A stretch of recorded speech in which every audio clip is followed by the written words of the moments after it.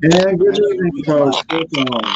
This is FMA discussion, episode 157 tonight. Me and Julius, we got the pleasure of interviewing Datu Kelly Worden. They're just setting up the camera. Sorry for the delay, but we're going to get started. We got a bunch of questions for him, and he's got some demos for us as well. So we're going to get started. The cameraman is just finishing setting up, and we're just going to wait for Datu to come join us.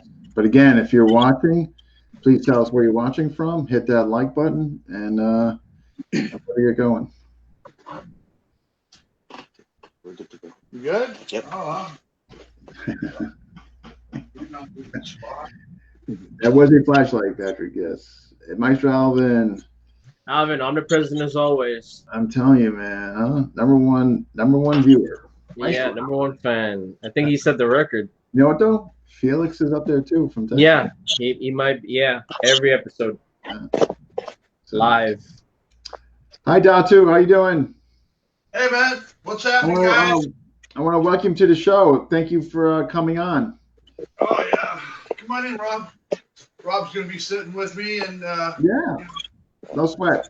So what I was explaining to your camera guy, when we do the demos, me and Julius can lower ourselves, and Right, then and it will expand. where you have the whole frame. Yeah, it'll Okay. expand. So can you guys see me okay? I don't need Yeah. my glasses. I hear you fine.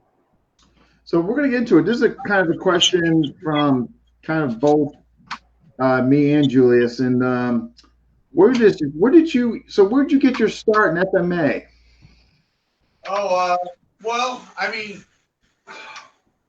I had a lot of friends that were Kaji Kembo and Kempo, and actually, you know, my first instructor was Ed Lewis in Ishinru Karate, and he was under Steve Armstrong. There was a big Ishinru influence here in the Northwest.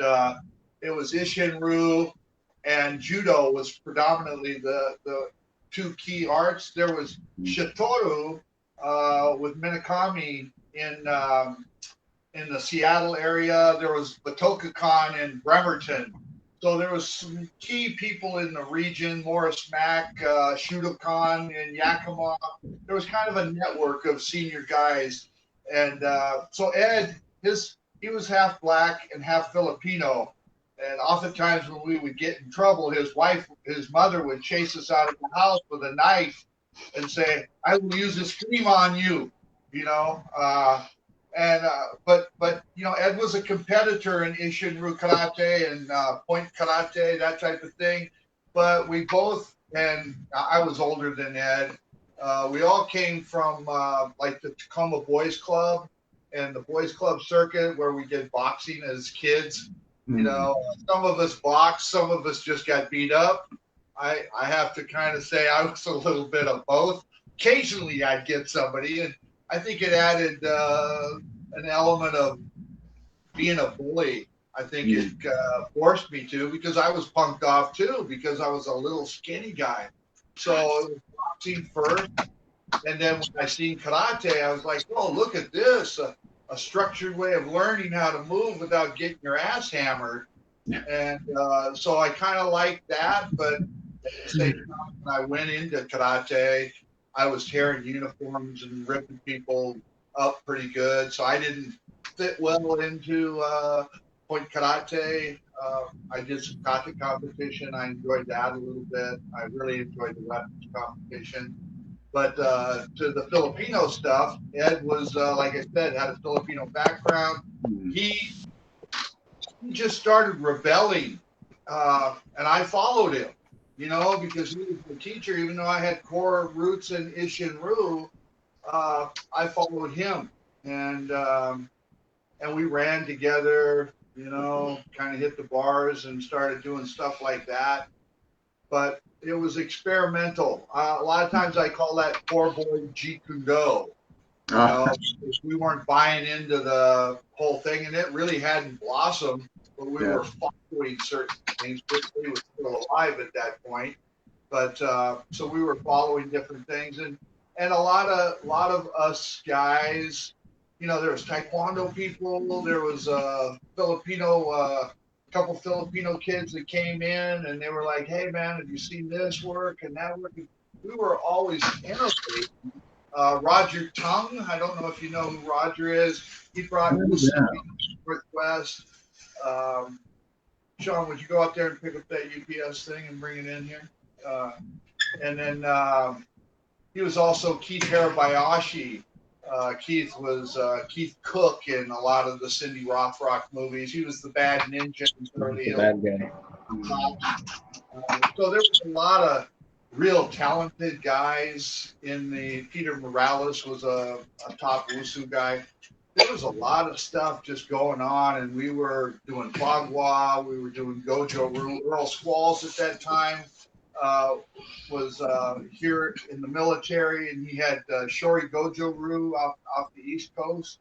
Okay. So we were really conglomerated, like I said, Poor Boy G Kendo. And at the same time, we were making our own safety gear. We were just taking foam. So this was in the early 70s, late 60s? Yeah, late 70s. Okay. Still early, though. Very early. Wrapping them with tape because we wanted open fingered gloves, and and we're just a bunch of street bullies and street guys, and it wasn't like we were going to go, oh yeah, why don't we order some of that expensive gear? Yeah. We can use boys club boxing gear and some raggedy headgear, and we were a ragtag group, but we used to have a kind of a saying, hey man, you guys want to work out? Sure, okay, no cup, no mouthpiece, no control, let's rock. No control. Like that. So anyway, that kind of gives you a heads up on that. As far as any kind of systemized stuff, 1980, Kui Broca came into the region, and that time I had my gym with Sugar Ray Seals, and he was fighting pro at that time. I'd broken away from Ed, so there was a couple different groups that were going on. Cliff Linderman used to be in my basement. He became a big advocate of Santos in the area. But yeah, we followed Kui Broca, who was a student under Ernesto Presas. Oh, okay. Yeah, and that was Combat Arnis. So quite a bit different with a Shotokan base. He actually made me, if I wanted the Arnis, I had to do the Shotokan, which I didn't mind because my first wife didn't have that foundation in traditional art. So I was like, yeah, okay, let's do Shotokan and do the Arnis. And we'll there. So what led to you meeting Remy? Well, like I said, I had split away from Ed Lewis, so he was actually the Washington State director of PKA with Joe Corley. He had brought in Kathy Long, and she was doing a demo or something, seminar, and Remy Presas was doing a seminar. And I was like, hey, man, I'm going to that, And of course, I got stopped at the door. Everybody was welcome except for me. So there was politics and bullshit going on back then. And, so I got into the seminar and, introduced myself to Randy. And, you must come and see me, Oh, cool, yes, I know. He is my Ernesto student. This is different, and yeah, it was a lot different. I called Kui stuff crash and bash. And not that it was a bad thing, and we could talk about that as evolution. Okay. Kind of because crash and bash or combat Arnis to modern Arnis. Then I'm doing Santos stuff, and I'm doing some Dos Equaris with Richard Basilio as well. And there was transitional emotional things going on, and this misconception that I think a lot of practitioners go through, that a black belt's a black belt, right? No, it's not actually. Every system represents a different facet, a different phase, almost like subsystem development. And that's kind of how I see different elements. That's the logical way. And I like how, after I started working with Dr. Brett Jock in his street sambo, it's a sambo wheel, and you're the hub, and then all these different elements that you need in your strategic development are spokes. So Mm. decide where your weakness and your strengths are, and then how to fill those voids with another spoke. And then that way you're looking at it from a, like a college course, like what's your primary study, and then what are your extra studies that's going to balance you out. So Right. I think that's a cool way of looking at it. I like the Sambo wheel approach. No, definitely. Julius also wanted to know. So then from there, how did it take off with Remy? You then just kind of followed. Yeah. I was always independent. I was a rebel, man. I was running. I'd bring guys to the summer camps, and when I first met Remy, I was already a black belt in combat arnis, and people were like, "Oh, you need to test. You should test. Everybody's tested." Like I don't really care. I don't, Yeah. really wear a belt. I don't do that, and oftentimes I'd show up and, guys like Mr. Anderson or Jim Keating or, some, I was usually the small guy in my group, and I'm 6'2", 235, probably lying about that right now, but I was 235. And it'd be like we were a separate entity at the camps or, at these seminars because we were over there. Look, those are the guys in the shadows. And so I didn't fit into their criteria. Make sure Leon don't knock over that camera. And nothing else will put him outside. Sorry, guys. But Nope. I didn't fit into that criteria of, what they preferred to be mainstream. I wasn't bringing Remy in at that time, so I was just there to get the knowledge and grab it. At that time, Remy brought me in because I was already a Cooey black belt. He brought me in as an advanced instructor. So I had core foundation stuff that others didn't have, because Remy had a much broader accumulative system. And if he wasn't there, he was a mobile guy. He was a in how he approached his his grouping with different people. He was only here every 4 times a year. Yeah. He goes up to get what he had, and where Cooey was here all the time, I got straight, curriculum verbatim. Yeah, I heard he was traveling, huh? Like every weekend doing seminars and just. Well, he said that at one point in time, he was like, this year, 49 weekends, I was active. That means he was only off 3 weekends. That's a lot. Wow. And, well, a lot of that was his choice because, I can go into a lot of the reasons and whys, but he really felt like he was a rebel without a family in many respects because he did walk in the Philippines. And when that happened, the family really didn't understand his plight per se. And when he left, Rosemary even told me, I received phone calls that if your husband doesn't shut up, we catch him, his body will be floating down the river.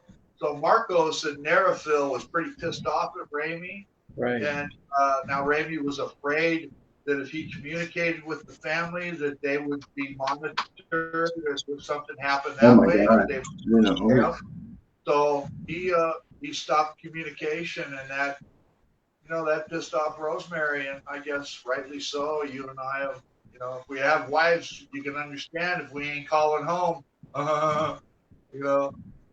so there was a lot of things like that. That's wow. I didn't know that. That's too bad. Wow. I didn't know the extent of that. It was pretty intense, man. It was pretty kid. He snuck out of the country.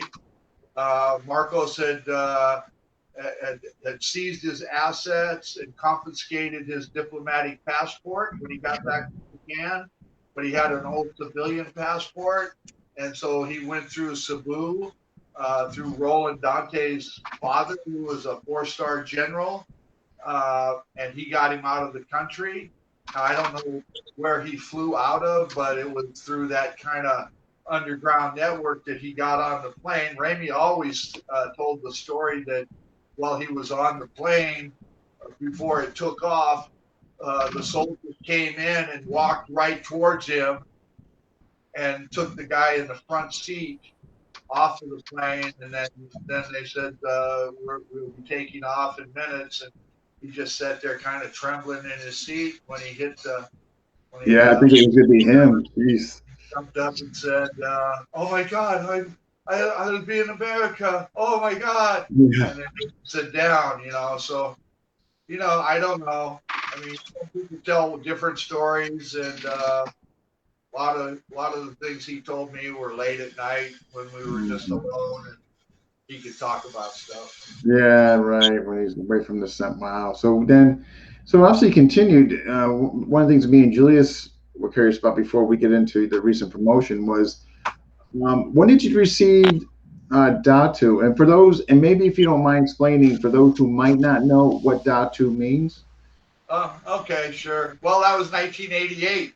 I'd already gone through a bunch of, political stuff because I never tested it. I got my advanced instructor certification. I transitioned my school. I was natural spirit. Well, I took the modern Arnis crest and I put natural spirit chapter of modern Arnis with the modern Arnis logo there. I was the first guy to do that.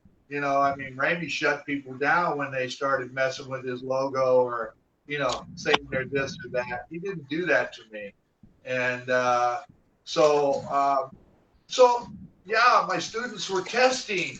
And I had a police officer and I had given him all the stuff and do like this and do like that. And, again, I could demonstrate some of the año and the distinction. The distinction of doing 1, 2, 3, or 1, 2, 3, and making it very flowery, making it very fluid and not structured like, sometimes the katas were taught in movement, like, huh, go, and it wasn't necessarily Remy doing that, but he did do that because, at that point in time, I looked at the karate people as donor practitioners, structured practitioners. And so the art was adapted to what they could perceive because that was the mass, as opposed to, say, we had 2 or 3 Wusu guys that could kind of come out there and flower it up, or we had 50 guys that were like, yeah, man, power, structure, So you have this robotic, over-structured Arnis, and sometimes, but Remy wasn't like that. He would teach you like whatever you were capable of comprehending, he would teach you. So my students were testing. I gave them fluid actions and lines, and they were counted down for it. Literally, a senior student is testing, and he just did it my way. And they give him like a colored belt, and then the guy that says, "Oh, I'm going to do what they tell me to do," and he wasn't even nearly as competent, but he did it their way, and he gets a brown belt or whatever. It's like how it's going to be. So I drove Remy from Oregon up to Canada. We stopped here in Tacoma and did some stuff. But Remy's like, I said, "What's the deal, man?" And he goes, "Well, they're pissed, that you don't test. I don't need to test. Why do I care? I've got black belts. They ain't doing me shit when I'm fucking tending bar or working a door. And the belt don't mean really anything. It's what you make of your skill set more than anything, I guess." And so I said, a lot of these systems take your art and put it inside of theirs. All they've got is block, punch, kick, hit. Ramey's got the flow. He's got adding weapons. He's adding joint manipulations. Like it wasn't quite as relevant or evident that the small circle system is there, but Remy had a joint lock flow method and takedowns and throws that most karate systems truly didn't have. So they're taking your system and integrating it into theirs. You know what I did? I threw my shit away, learned modern Arnis, and then pulled my stuff back in so I'd have an understanding or relevancy of how it fit when I taught it to other arts. So Fascinating. Okay. I sacrificed a lot. I became modern Arnis, and then literally threw my kickboxing and karate and all that stuff away in an effort to really adapt to what Remy was doing. And so at that point in time, he goes, "My God, you are right.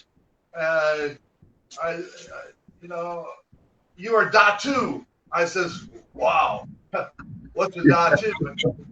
Shashir was a Datu. Now he was also an ordained Buddhist monk, a yoga guy. Donatello or Michelangelo in the Teenage Ninja Turtles. Very skilled practitioner, especially at that point in time. So I said, okay. And he was treated with real reverence, right? Filipino boy. And, he showed up and everybody's like, "Oh, the Datu." And I'm like, yeah, that's how these motherfuckers should be talking to me, And I didn't mean that disrespectfully. I just mean it like, you guys ain't me when we're on the floor. You're still doing jerk pop hop. And I'm moving with this thing called our knees, and I sacrificed my school and system because I didn't have a shitload of students that I was trying to bring up into a different art. Right. Love, just like I have here. So, you're adapting to what's the most functional right now. It was a JKD approach at that time. Yeah. So that's good. I says, "Really, what's that?" He's like, "Well, you're a chieftain. You are chief of your tribe. Look at the guys that follow you. They are all fighters. They are all warriors. I understand." And I says, "Well, okay, cool. At that time, still rank was important. You are a rank." I said, "What rank is that?" And he goes, "Oh, don't you care? Why do you care about rank? You said you don't care. You are no rank. You give rank." And I'm like, yeah, I can work with that. So it was that. So you see, it never really meant anything to me in rank because Datu at that point in time was really senior status. If you're the head of your tribe, who's telling you what rank you are? And and I said that to Remy. I says, "Well, what rank are you?" "Oh, who is going to test me?" I said, "Oh, okay, I get it." So, I get it. What do I need paperwork for? I don't know. Right. You're not. No, you do, and we could go about that too, because that's a good short story. No, Julius, anything else you would? Well, yeah, this is a side question because I know that as a martial arts geek, your Water and Steel has been going on now for I think 41 years, right? That's been going on for 41, but the shutdown kind of destroyed. Right. That's what I was gonna ask. That's what I was gonna ask you is how were you able to work around that with this whole pandemic thing? You know what? I ignored the pandemic. If you're sick and you're an adult, which I don't teach kids anyway, can you go to work? Do you communicate? Now, I just said, okay, we're not having it at the camp. I took a public park, and that's where I walk my dog. It's huge, plenty of places to be. By the way, we're going to meet here. I still feel uncomfortable, right? So I'm assessing all of this shit, and I'm going, well, why aren't the homeless people that are running around in these little taking over neighborhoods, why ain't they getting sick? Right? Good point. So I go through the park, and there's two cops there, Pierce County sheriffs, and I says, well, I'm going to let them know that we're going to be here next weekend. So they're talking to somebody over on the dock.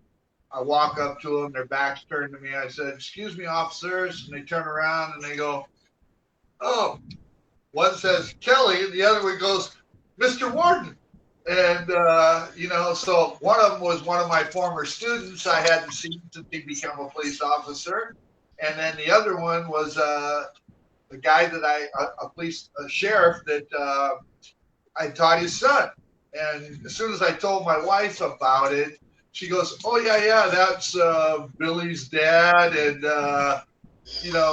Billy was so excited because his dad took him to third grade on the day opening and put him in the back of the prowl car, and then let him out of the police car in front of the school. So Billy was pretty excited about that. But they literally said to me, "Well, hey, if you looked around, you see how the homeless people have taken over the park, kind of, and they're swinging sticks, clubs, and machetes. So we're not going to say anything about what you do." So I just had my camp on one day, and I think there was probably a little over 35 people, and about 25 of them were advanced level instructors, including Dan Anderson came up, and several high level Kajikembo people, and just practitioners from a lot of development, of course, a lot of practitioners from everywhere. We just had a one-day gathering and, called that a camp. So, yeah. I commend you for doing that. Belton's, because I don't trust our governor. You can say it's COVID-19. I call it a political agenda and a pandemic. And I know people get sick, but people don't die of heart attacks and the flu and, car wrecks anymore. Everything's COVID. So, I don't mind. I am with you. Yeah. Big on the political host. Say hi to Brian, by the way, and James. Hey, Brian. Anyway, so that's how I deal with it. And this year we're at Belton Lubus's gym. It's 5,000 square foot gym in Bellevue. So we'll be doing the camp there. And the door opens for you to come in, and the door closes. And if you ain't a practitioner, I dare you to come in. Let's leave it at that. So, if you want to, so Doctor, we got a question, and this is from Dan Anderson. What's your feeling about the recent promotion? Well, it's cool. I actually, prior to that promotion, I received one from Richard Bastilio, as a full instructor, advanced instructor for IMB before Richard passed away. Prior to that, prior to the one from the Philippines, I received a promotion in the Lukey JKD Kali method. Teddy and I were longtime friends, and Professor Trigg and I have known each other for 45 years. He was a student of Roberto, Ernesto's, and Remy's, as well as the technical advisor for boxing through Master Chai. He's supposedly, or is legitimately, the heir of the Lameco system, Edgar Salete. He took over the administrative positions from Herman Sawanda and Monica Muda. And like I said, Trigg was a close friend of Cooey, so that's when I met him. It was back in 79, 80. And Leonard brought me in. Well, I was already with Ted before Ted passed away. So Leonard brought me in, and over the years, felt that I'd earned enough to be representative of Lukey stuff and that view. My last certificate was signed by Guru Dan, Master Chai, and had Herman Sawanda's signature on there, as well as Professor Triggs. So, I never have been looking or asking for rank or promotion, that type of thing. So it was kind of a surprise.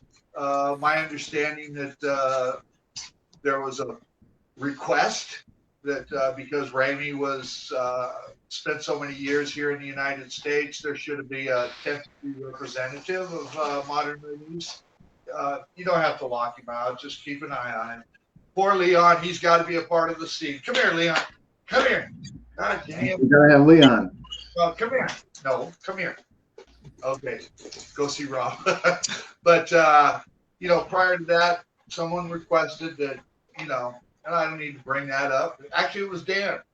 Felt that it was important that we needed a 10th degree here in the United States. Well, when Remy passed away, I was with the family, was looking for Remy. And prior to him passing, they contacted me. Nobody told the family where Remy was. They contacted me.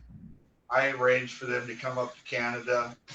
On his deathbed, we had that conversation. I mean, the phone rang and he answered and he couldn't talk. And he started crying. I started crying. And he's like, I didn't know my family still loved me. Oh, You know, I didn't say enough. And if I said much more, I would probably cry. But at that point in time, the family came up and his grandson was there, and Remy presented his belt to his grandson. Remy Jr. said he would move forward and continue to teach under the Presas name. So Riddell was here. Riddell helped Remy Jr. Roland Dantes was here. He helped Remy Jr. Wilfredo Mateus was the highest ranked modern Arnese practitioner in the United States. He was Remy Jr.'s cohort and partner, and we helped Remy Jr. for 7 years. So there is a Presas family heir to that, like in Ernesto's, there is Ernie Jr. And, I look at it as Knights of the Round Table. That's who we are as senior practitioners. We're Knights of the Round Table. So I don't need to be an heir of a Filipino art. I'm a Caucasian dude living in T-Town, and I've built my own reputation as Kelly Worden. And many of these practitioners, see, we don't inherit our teacher's reputation. We don't inherit his name. We inherit the art that he taught. And so, I've got real strong feelings about that, sometimes pretty vocal about it too. But getting back to the rank, I declined it. I said, hey, I don't need it. I'm Datu. I represent myself, and I do what I need to do because of who's with me. Guys like Bob Anderson, who was a high-level Kajukenbo guy when he came to me in 1978, 79, because I had Arnese. He wanted the Arnese. So he was a dangerous man back then, but he joined my organization. I didn't boy him out. I didn't put him in there as a, as a student. I made him an associate. Same thing I did with Jim Keating, and the same thing I did with Joe Simonet. Same thing I did with Alec Corper and other high-level practitioners of different arts. And so I didn't need the rank. I didn't, but if it's going to be shared and that's how they want to do it, Dieter Kanoodle convinced me that, I should accept that 10th degree, and then that way others could build and grow. There's other sectors of modern Arnese, and I think that represented there is I represent this faction of modern Arnese, maybe from the Datu side of things in the United States. And apparently Dan and Brian represent different individual areas as well. So I guess that's how that happened. Again, I function as Kelly Worden, and my organization, I can do whatever I want. And anybody got a problem with that, then step up and let me know. But I even at that, I never abused that. I promoted Keating, I promoted Anderson and other people, but I don't have this high list of people. But I do have 7th and 8th degrees and 40-year practitioners that are underneath me. Rob's been with me since 2008. Very highly skilled, trained in a lot of different arts, and I think I gave him a rank maybe 5 years ago or something like that. But we don't wear belts. Actually, when I got the 10th degree, I said, "Oh, I guess I'm going to have to buy a uniform." It's cool. I mean, I think the nice thing there is Roberto Presas knows who I am. The people in the Philippines know who I am. I was contacted by Johnny Chutin, who was very famous out of the Philippines before he passed away. I was one of the few people he wanted to communicate with at that time. Other people. So to me, it's who answers the phone. You know, Bastilio answered the phone. Jesse Glover answered the phone. Taki Kimura answered the phone.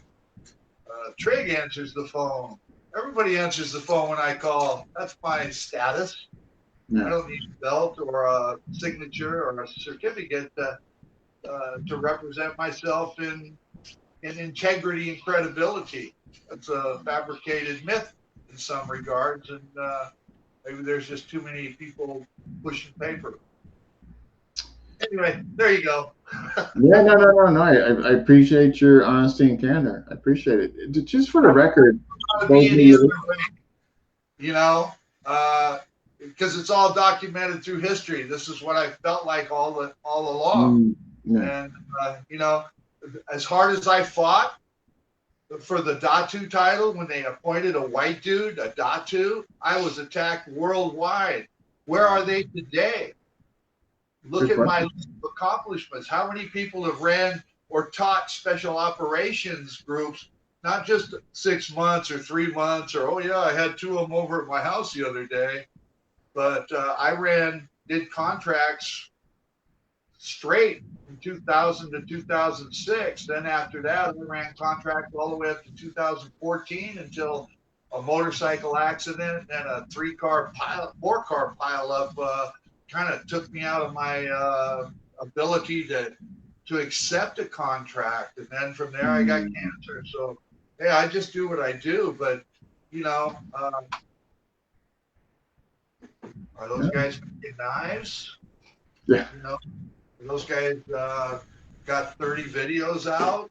You know, I put my stuff out there so people can see it.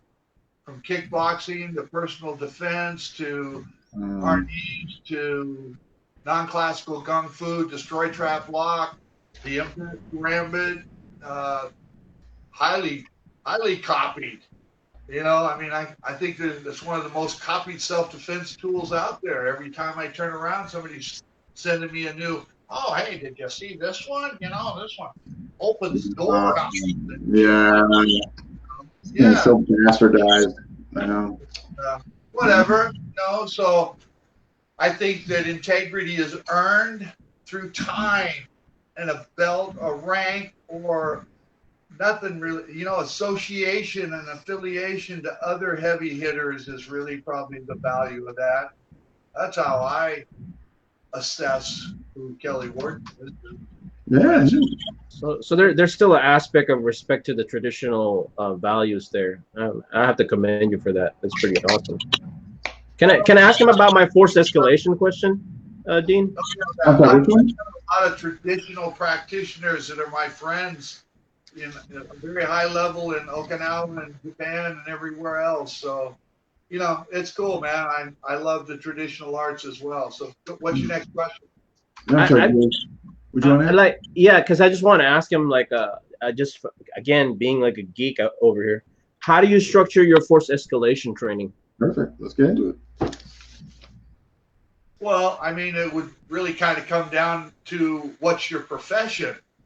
You know, I teach different out on the military base or when I'm teaching a group of police officers. Now, if they're just part of the class, then I address, maybe if I'm doing a knife maneuver and I do an engagement and a target hit, I'm targeting the shoulder, I'm not targeting the throat.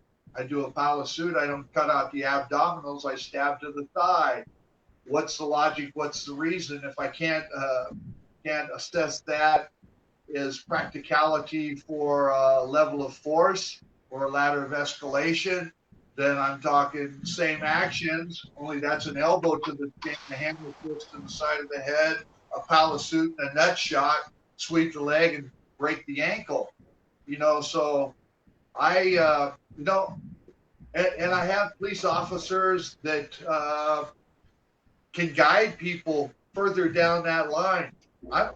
Admittedly, I'm a technician. I'm a knuckle dragger. if it doesn't feel right in your heart, and you know that you kind of manipulated or over initiated you're gonna have ghosts in your closets, right? So I'm not that guy that's gonna go, yeah, on page number 6 says right here. You better feel it in your heart. You better know where you're at in your daily life and where you live, and that type of stuff. Now, when I got sick with cancer, I appointed Jeff Johnsgaard, who was the international director of training for NSI. Well, he's a law enforcement officer, SWAT cop. He's the guy that took over the car system from Paul Castle. If you don't know what the car system is, that's kind of the John Wick methodology. You can look Jeff up on naturaltactical.com. So I would say if you want firearms, you're going to Jeff, or you're going to Josh Russell, who's one of my guys here, or you're going to James Little, who was teaching Ranger Battalion while I was teaching SF. He was a Ranger Battalion instructor for 7 years while I was training SF. It wasn't until after I had left SF, he'd left the military, became an independent contractor for Blackwater and other agencies, that he found me and said, hey, I'm looking for training. And I was like, cool, okay, and he told me what he did. And I was like, oh, okay, cool. There's an MMA school here. There's one there. There's one there. Thanks for your time. Click. And because I didn't feel that that's who I was teaching. But he contacted me and said, no, I'm looking for what you do. I did all that. So, I would send him to Bob Anderson.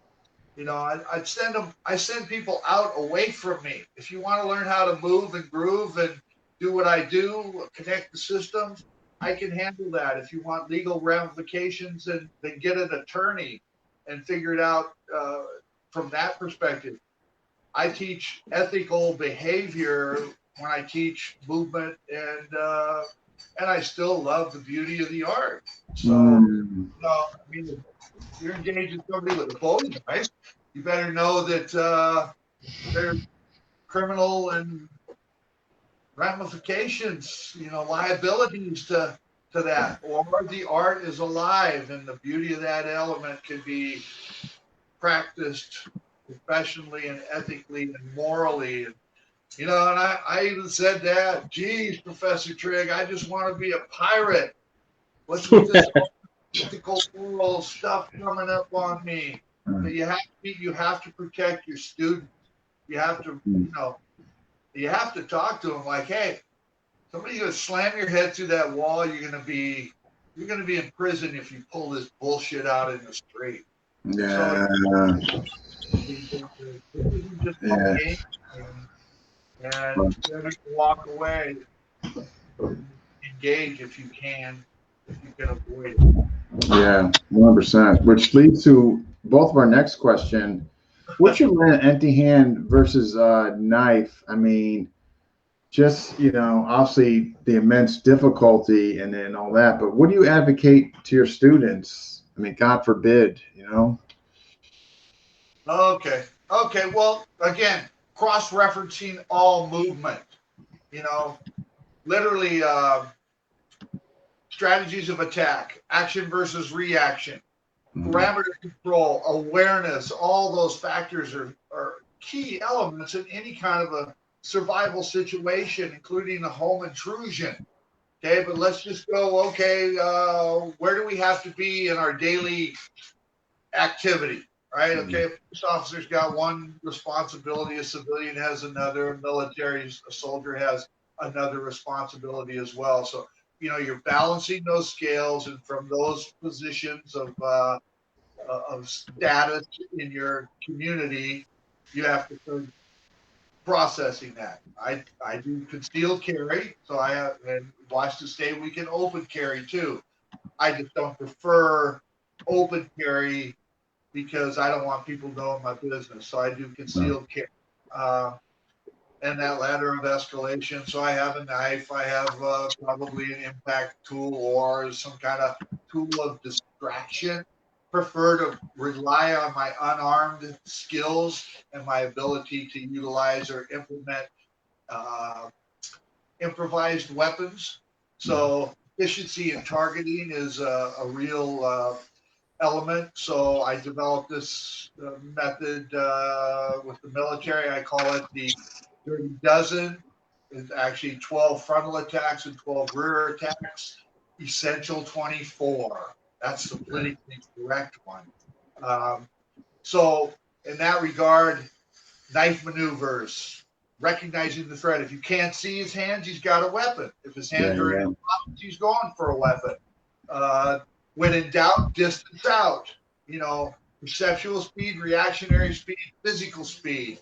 All those speeds work in conjunction with your awareness and your ability to distance aware from a certain individual in your parameter. Circle of depth is anybody within a 3 to 6 foot bridging capability of you. If you're unaware of what's going on around you, then pull your finger out of your ass and get aware.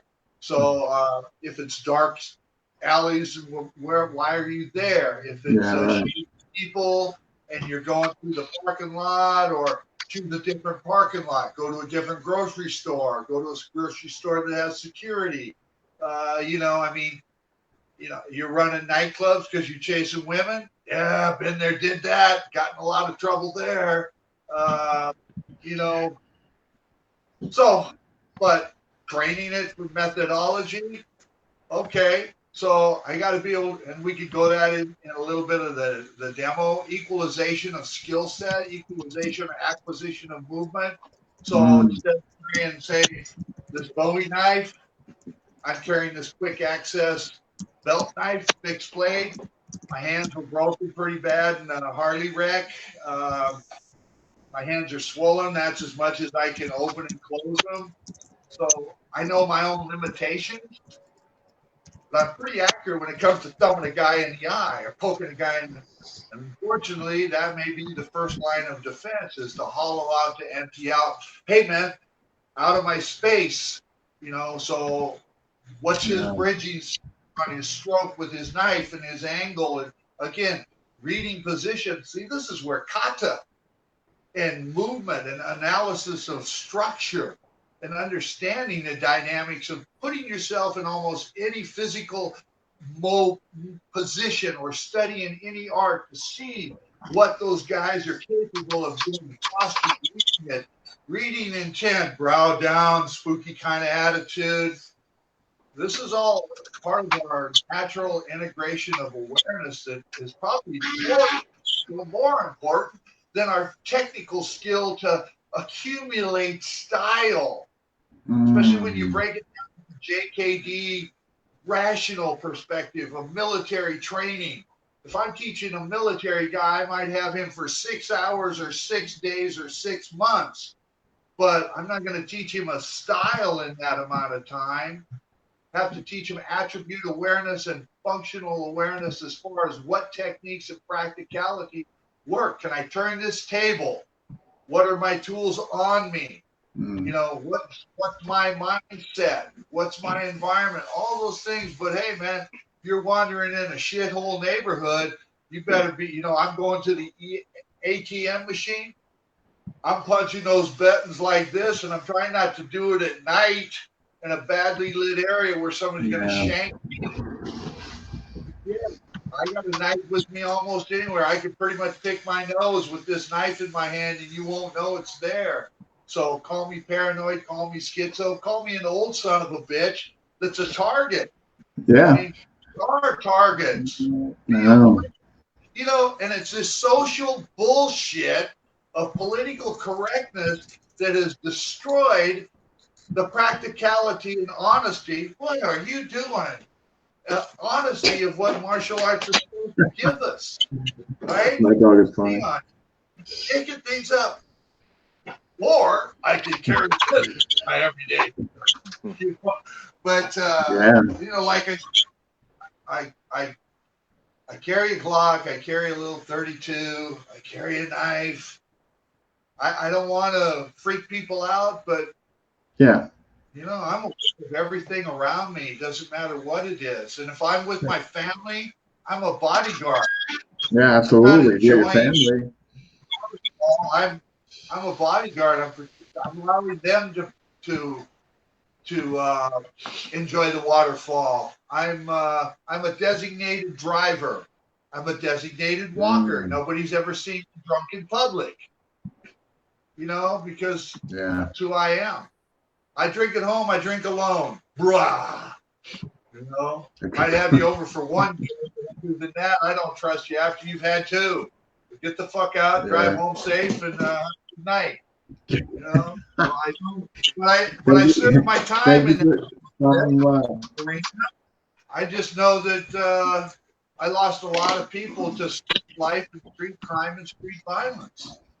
So, you know, it's 68 years old, 69 next month. I just love the food of the art. If I have to get jacked up and jazzed up to teach practicality, you know, I'd rather have one of my police officers step in front of class and go, these are the things you really need to be conscientious of.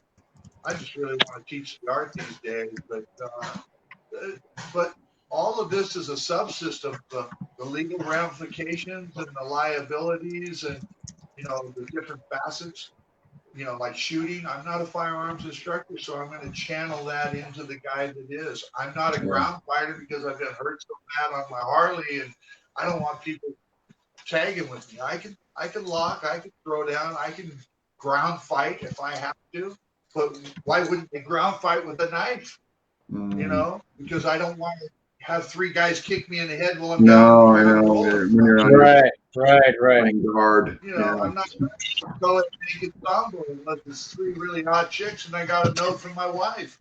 I've actually seen that happen. Someone decided to pull guard in a bar, and like one of the guy's friends, and ended up soccer kicking him, like punting him his head into like oblivion. I know. Wow. Datu. Yeah. Oh no! I'm sorry. If you have more to go ahead. But whenever you want to do the demos, we're ready. So, that doesn't matter. I mean, I want to make sure you got all your questions and answers. Yeah. You know, there's so much to the art that all arts represent something. And you know, one of the things that I would do to the soldiers, especially if I was coming into a new team where there was a rotation and new sergeant major was coming in and he had decided, hey, let's go try that combatives program out in the parking lot, not in the gym. Never trained any soldiers on mats. When I did, first thing I did was move them to the parking lot. So parking lot, dirt, gravel, broken glass. You know, I mean, I had team leaders come to me and say, hey, man, one of the last patrols we did was a medical waste dump area. I don't want my guys on the ground. You know, yet the combatives program was heavily based in BJJ. So, you know, I mean, I stepped out there, Ranger Battalion, and I was an invited guest. Captain D. McCowan brought me in. Boyce and Horian were there, and everybody was laying around, rolling around on the mats, barefoot, with blindfolds. Okay, that's a kind of a sensitivity thing. Command was really upset because they paid so much for ground fighting and there was no weapons, so they brought me in. And first thing I did was pull a live blade off, and I said, okay, show me how I'm a third world operative, I'm non-compliant. Show me how, three of you, step up here and show me how you're going to wrestle me to the fucking ground. And, you know, it wasn't the nicest thing to do, but I was just trying to set some standards. And they kind of looked at me in a mystified way. I expected about 6 of them to go, you're dead, asshole. Exactly. And that's why I have to remind them that's what I would do. If I'm facing a guy that's got a knife and I've got distance and timing or a chair or something, anything to throw in front of him to delay his bladed attack, because you can get a beat a guy by going, oh shit. You know, you ain't going to beat a guy that's already in route with intent. See, we're a wounded bear. We're at a disadvantage. Psychologically, we're a wounded bear if anybody's approaching us or we're out in public, because they've got an advantage. They've already targeted us. So they've got, if we take it as a percentage, they've got a 75, a 80% advantage on us. Our window of reaction is so much less when somebody else already has an idea or intent on their mind, and we're in a reactionary mode of engagement. Mm-hmm. So we're at a disadvantage on a lot of this stuff. I think those are the things that are important to share with people. Like, who's in your space? Why are you allowing that? What are you doing to prevent it? You know, how can you deter that? You know, don't stand. One of the knife laws was passed in the city of Seattle after a Seahawks game or something. Standing, I want to be the first one to walk across the street because the light changes. So he's standing there at the curb right there to get ready to go across the street, and the guy comes up and shanks it in the kidney. I don't want people standing behind me. I'll stand out here and I'll be the old part, walking my wife safely across the street. Everybody else pushes and scurries into traffic. But bars, I'm back to the wall. If I'm even at a bar anymore, restaurants and booths, I'm in a position where I can see where the doors are, where the windows are. Who's coming into that bar? I don't leave my back exposed to anybody because I don't want my wife to be distracted from her meal while she's doing parameter control. Yeah. There's just so many in common sense that just seem to be missing from, do that good down block, straight punch, straight blast. I mean, isn't that Florete very pretty? That shit ain't going to help you if you ain't got common sense and you ain't focused on your environment. Just, wow. Julius, what'd you have, Julius? Yeah, I'm sorry that my screen is shaking. I'm just typing all these good points that he's. I'm so sorry. I'm just geeking out right now. Like, you know what I mean? I'm typing this in Microsoft Word, so like kind of bullet points of like, Sun Tzu, like haiku wisdoms to live by. You know what I mean? When it comes to MA. Again, it gets back down to some of the key things. You're a bodyguard 24/7. So even if you're alone, you have to be able to get home. So you're alone, you go to the grocery store, somebody sees you got a nice car, you paid cash. Every time, I buy everything cash. I don't trust the system at all. So I pay for cash. I might have a roll of bills on me, and somebody's like, hey, look at that guy, you got a roll of bills for cash. You got your grocery cart, you're carrying shit. I don't carry shit, man. I use that cart like it's a barrier between me and Julio or anybody else. I'll use it as a battering ram to throw in front of a vehicle at a person. I don't give a shit. I pack my groceries in that cart so they're accessible, so I can use things as a projectile. Ed Hart was the second student. Ed, with my grocery cart, what I put in there, I was like, no, Ed, what do you do? He goes, canned goods. I goes, that's cool, but how we all need to store up on that? And he says, no, they make good projectiles. That's when he's door. So, again, I park my vehicle where I can access things. I don't park them in between other vehicles because I had a friend of mine pistol whipped and he killed a guy in the parking lot when they broke the window out, beat his old lady, and he was in the passenger seat.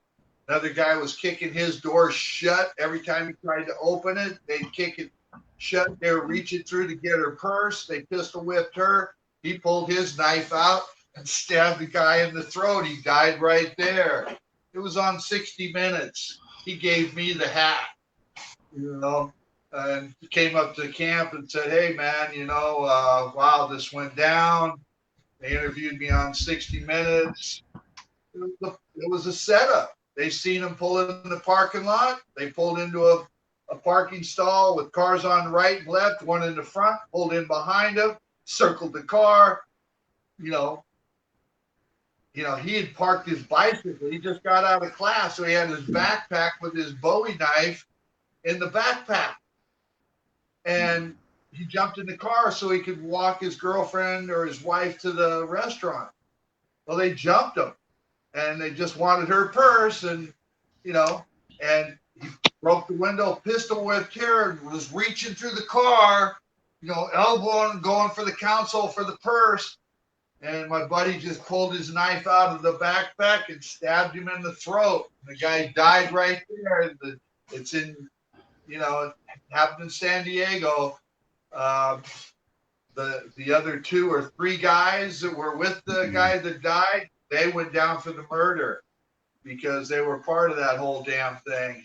But, again, I'm going to I don't care if I have to walk a block.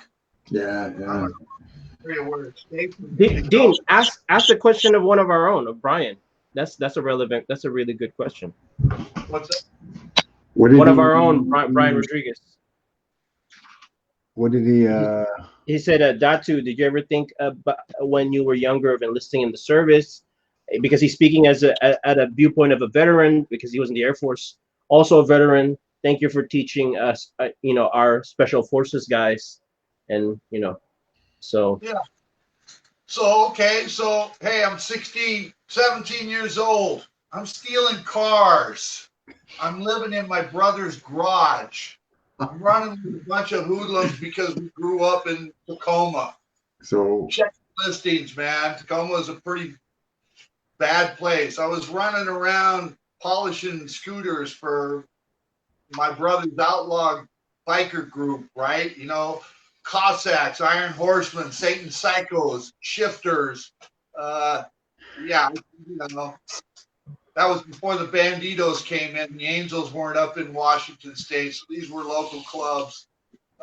I thought I was the shit, Like I said, we were stealing cars. We didn't see it as stealing cars. We were selling parts. We were, doing stuff like that. And I was living in a garage, needed carpet. God, this is a terrible story I should be telling. But hey, this is reality. Needed carpet. So one of my friends lived in this beautiful housing area, and they were building homes. So we went in there and stole all the carpet and carpeted my walls, carpeted my floors. Everything was carpeted. I had black lights, let's party on. I mean, you couldn't ask for a better crib at 17. So we got popped for that. I'm sitting in juvenile detention, and the judge says, hey, man, you can go do a 3-year stint for being a crazy little bastard, or you can enlist in the Army. I'll take the Army, and I signed up for the Army. I had a 34 3-window coupe with a 394 Olds with a B&M Hydro and a 6 Deuces.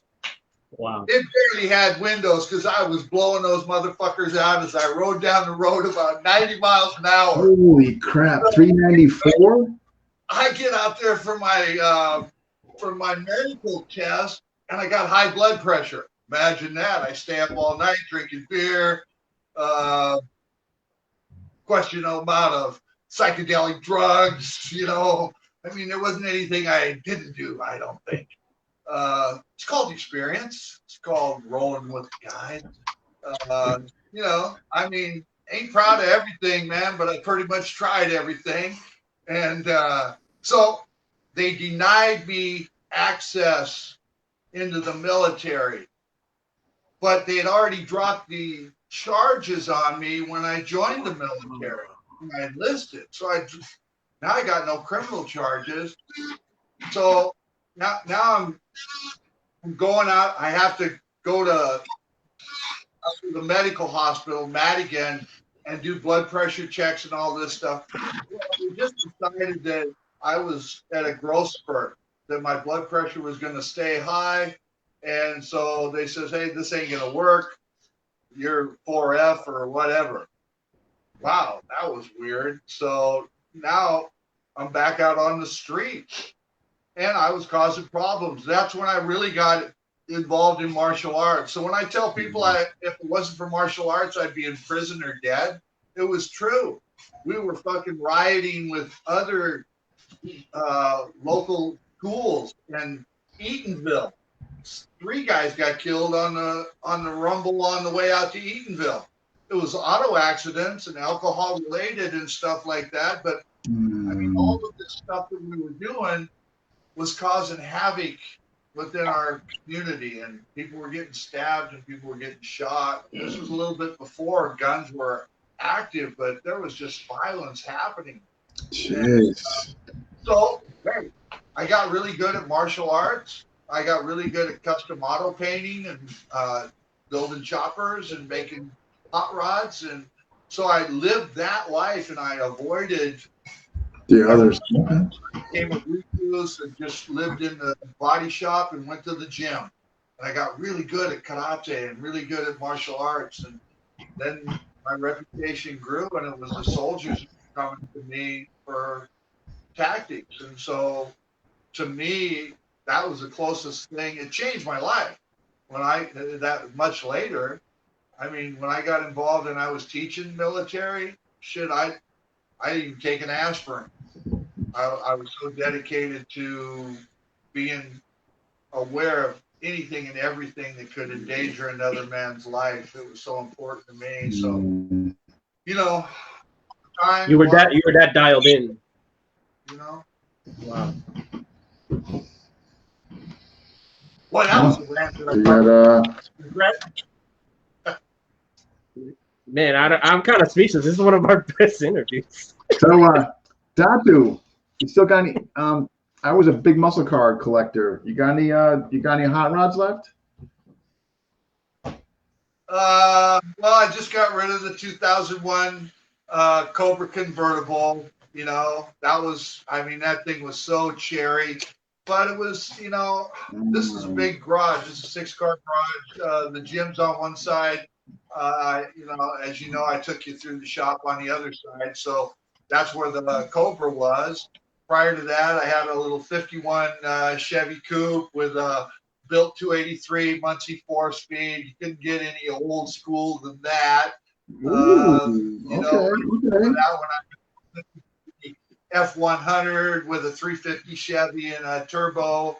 You know, let's see, what did I have? I mean, I just go through cars. You know, right now I drive my Rumblebee. It's a 2005 Dodge. Swarm number 3, and what do you guys run out of juice? Okay, Swarm number 3, they only made 5,000 of them each year. So Swarm number 3, number 2573 or something like that. And then I got a Dodge RT Charger RT. You know, fast, real fast. Yeah, no. My wife was heavy into that. I just had, you know, if you ask my daughter, she'd be like, you know, Dad, if you had all these cars, we'd have a museum. Yeah, you know, 37 5-window coupe with a straight axle and a Buick in it. Wow, jeez. Yeah. Yeah, I was Oldsmobile guy, so I had 68 and 69 W30, W31s, 442s. So yeah. So when you said the 394 olds, wow. Yeah. So there's a lot of fun stuff. And yeah, but you know, I'm 68, so I was having were, you know, 53 Chevy with a 327 4-speed, and you know, 327 is good motor. Yeah, we put this shit together. We never could afford to buy stuff, you know. No, that's right. Went to junk. Oh my God! And I was a teenager. Junkyards. Went to junkyards. I mean, we picked things. Yeah. That's a thing of the past now. Yeah. Even our bikes were, even our choppers were kind of stuff that was fabricated and you know, put together that way. Yeah. Wow. I don't know about that, Dean. As recent as 2010, I had a twin turbo Mustang. Did you really? There you go. So, yeah, I did. I had a 2011. I love the A bodies, late 68 bodies, the 442s. My next thing would have been GTOs, you know, pony cars, you know, I like the Firebird. Let me go there for a minute. So, you know, when I got in the first auto accident in 1998, Tim Wagner came up to me and says, "Man, you're a miserable son of a bitch. Why don't you make a knife?" And so Ed Camp, who's a pretty well-known spark plug designer, Edge camp, yeah. Steel, and a bunch of guys. I was writing for magazines, so that's when the Wartech came out. I went down to the Oregon Knife Show, and I handed it to. I had a fixed blade that I roughed out, and I handed it to Pat Crawford, and I said, "Can you make me that knife?" And so he did. He made it in. It looked like the first one was the Almar automatic Wartech. This is dead. I probably should have pulled one out. I got all the automatics in the safe because in Washington State they're illegal. So even though this one probably opens quicker on the inertia than a switchblade will, switchblade didn't fly over there. But this was the Timberline version, and this is the Edge Technology version, and then this is the little tops version here. Here's one of the handmaids. Pretty cool, unique model that I did. Let's see. Here's the Presas Legacy. This is the one I gave Professor on his deathbed. And so this is the only authorized one. I don't know if you can see the face, but there's the woman's nose, her lip, her forehead, all that is right there. This is Devin Thomas Steele. Was that the one you showed us And I was so, this indentation here, I thought I really screwed up the design until afterwards I realized that, this is for the Filipinos, so I can come in and clamp and lock and manipulate off of that open grip. And, I've heard even Filipino practitioners, even though they were American, call this the cancer grip. Well, you're not going to engage this knife. You're out here in movement, and you're keeping the liveness of the hand and then you clinch. Just like if you have a firearm, you're not triggering your firearm. You're here, and then you engage that. Distance, range, timing, perception, all those factors are alive. So the aliveness of the blade is happening out here, and then you engage it either in a saber grip or a hammer grip, that type of thing. But for shock impact, a lot of Filipino blades are also designed so that you can go to thrust with a palm support, right? So I was like, wow, I don't know what to do with this knife. I'm going to dedicate this to the old man. So I handed it to Remy. Roland Dante's in the room. And we started talking about it. It could be Baliktaran, and that was a cool name. I thought that was okay. If the camera's jiggling, he's trying to plug in the chart.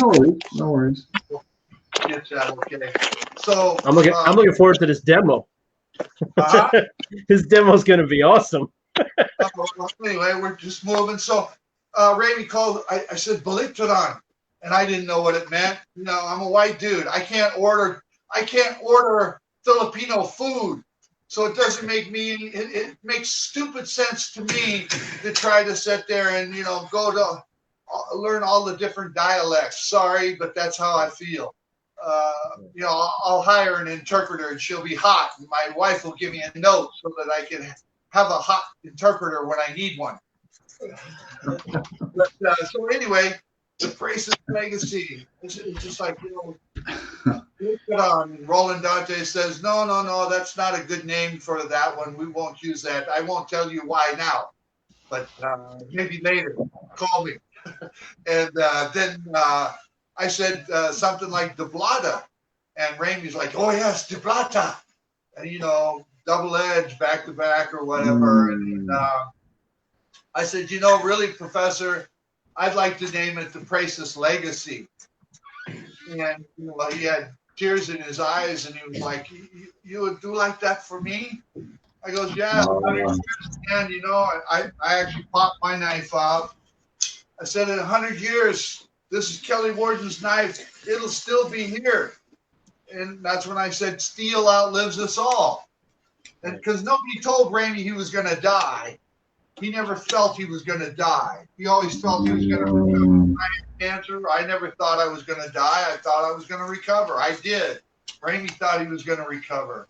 And it was a dishonest move on Randy Shea's part, because Randy was an oncologist. He didn't want Remy to be depressed. Well, you might not want Remy to be depressed, or you might not want Remy to get his affairs in order. So I thought there was a lot of bullshit going on when Remy was hospitalized. But anyway, so I said, well, in 100 years, look, this knife will be famous. I'll make more, and they'll know that this was the knife of the great Remy Presas. And he was really excited about that. And, he says, we must do this now. We will make a blood oath. And he took this knife, and Roland, you come. And, so he cut me here, and he cut Roland there, and he cut himself there. We mix the blood. We are blood brothers. You are more than just my students. You are my brothers. I don't think he did that to anybody else.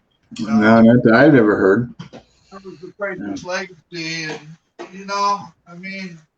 and there's other models, so this was a secondary model that I had made, 2-finger knives, great knife maker. So, I'm a one-off guy. I make one of this and one of that. This is actually one of the knives that I made. I call it the Worden Bowie. I've made probably 8 of these, maybe 10. If you see the deviation in the blade, because it's selective tempered, okay? Hardened and then selective tempered. And I have a knife guru that teaches me knife stuff. I teach him self-defense. This is one of the knives I made. This is another one. It's almost a war tack. Bitchin' little motherfucker. This thing will just rip your ass apart. This serration here, if you ever get a chance, and I get some pictures of it, it's just brutal. And, you can kind of see how or why, it kind of looks like the war tack, but it's just got a different blade. The back of the spine is filed in different ways, so that when it catches you or hooks you. That's another thing. Roland Dantes and I and Remy wrote a little script that talked about how this knife came into play. So I still have that script. I wanted to pass the script on. I'm never going to make the movie, but we were planning on it before Roland died. And so there would be a story behind this whole Presas knife thing. Wow. So, the only knife that Remy authorized, and I just want to, open that door that, there's no such thing as a Presas bolo. I have friends in the Philippines that trained at the Presas family home in the 60s. There was no Presas bolo there. So, it's just not right for us to take our teacher's name to make profit off it. We inherit, we inherit his art. He gave us his art. Let him sit on you, man. He's staying out of the way. Take care of the dog. Otherwise, you'll be up here and rolling on the floor, and we'll show you how the dog really works in the dojo. But, this name is really about, we honor that. It ain't ours to manipulate. I can't imagine that I could take, your name and go, I'm going to open up a hamburger stand and call it the Dean Francis Burger, because I really like you, Dean, and you make a good burger. I'm going to just take your name. Now, how can anybody take anybody's name? That's just such bullshit. And if you want the name, then inherit the sacrifices. Leave your family, leave your country, all those things. And so, take the beating. What made Remy a great leader, a great teacher? Because he got out there and wandered the jungles and learned how to fight. People feared him. Do we inherit that reputation? No, we better establish our own. So when somebody does that, it's kind of a violation of who we are as his student. And he would never allow it if he was alive. Right. Looking and watching it. think that they could take Remy's name and use it in vain or in any other way while he was alive is full of shit. Because Remy wouldn't allow it. And, so, it's political, it's political, maybe suicide for me to be honest like this, but hey, you ain't taking my name. If you want it, come get it now. Yeah. But don't wait till I die and then just take my name. You think you're honoring me. Remy didn't call it Presas Arnis. He didn't honor his grandfather or his dad. He called it Modern Arnis. Modern Arnis means it's progressively advancing. Remy didn't teach the same thing twice because he taught the student. He didn't teach per se.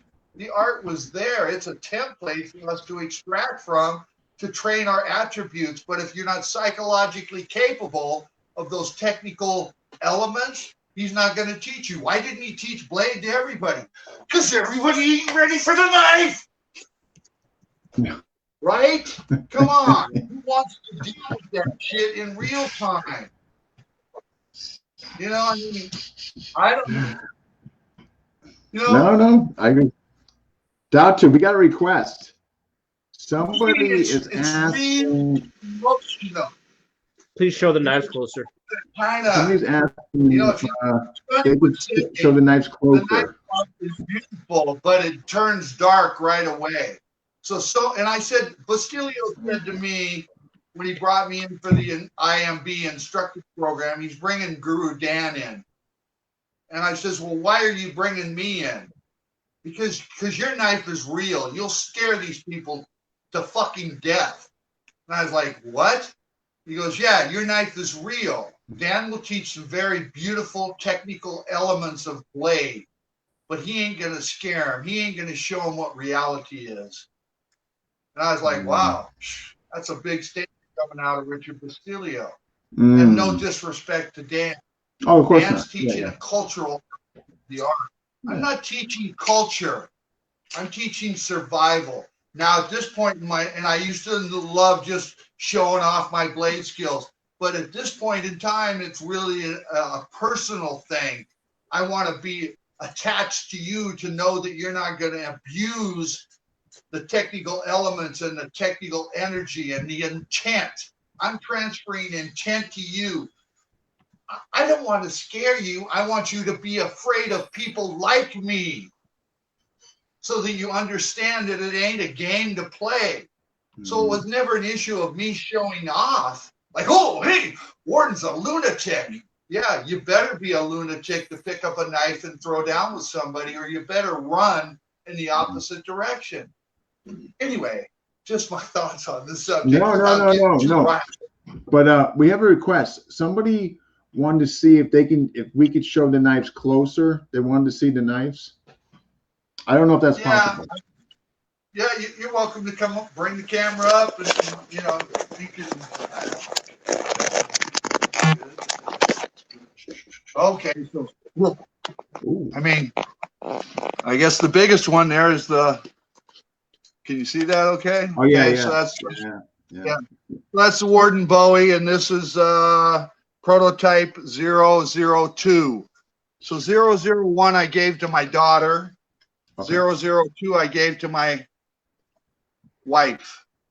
Okay. This is the Presas original one. This is the one that Remy held in his hand.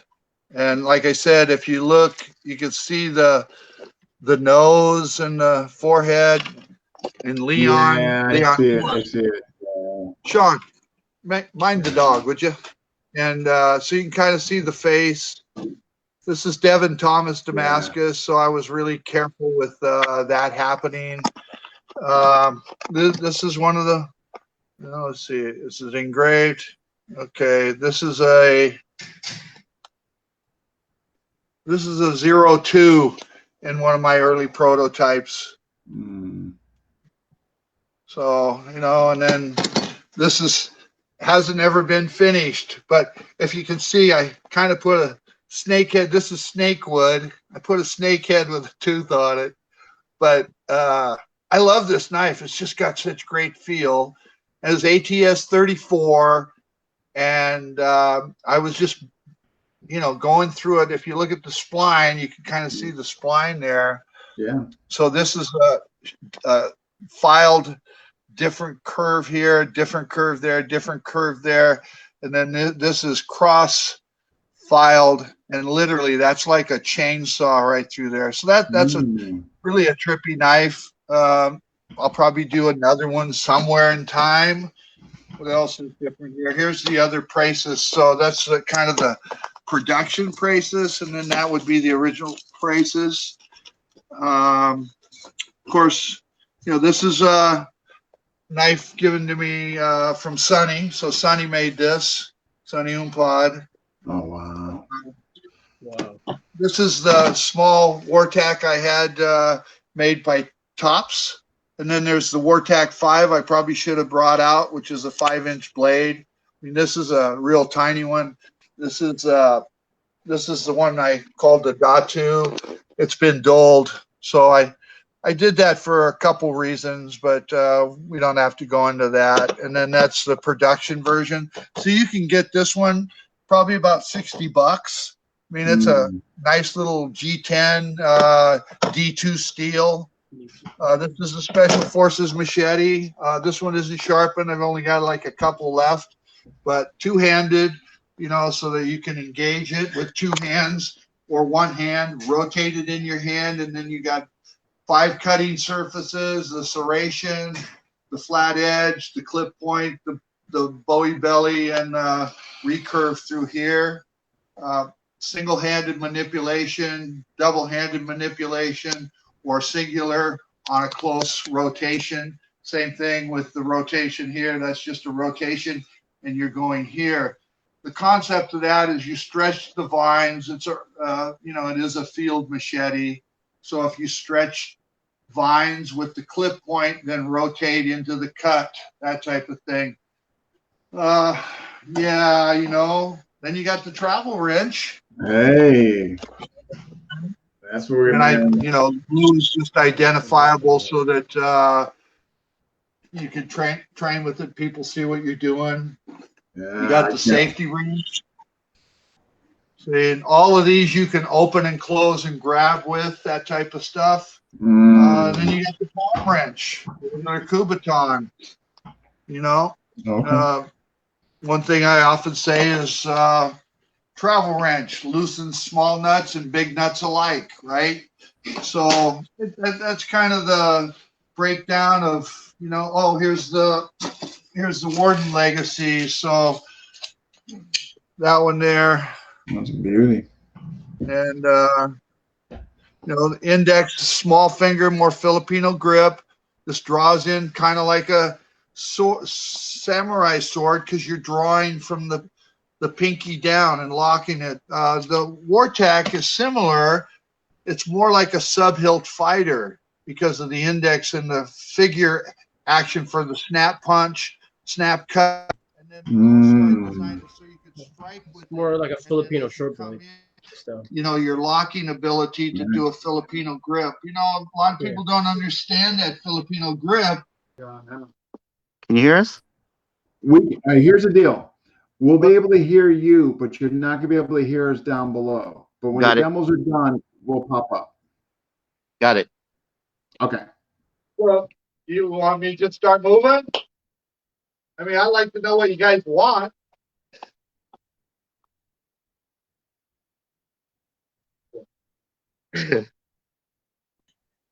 just do whatever.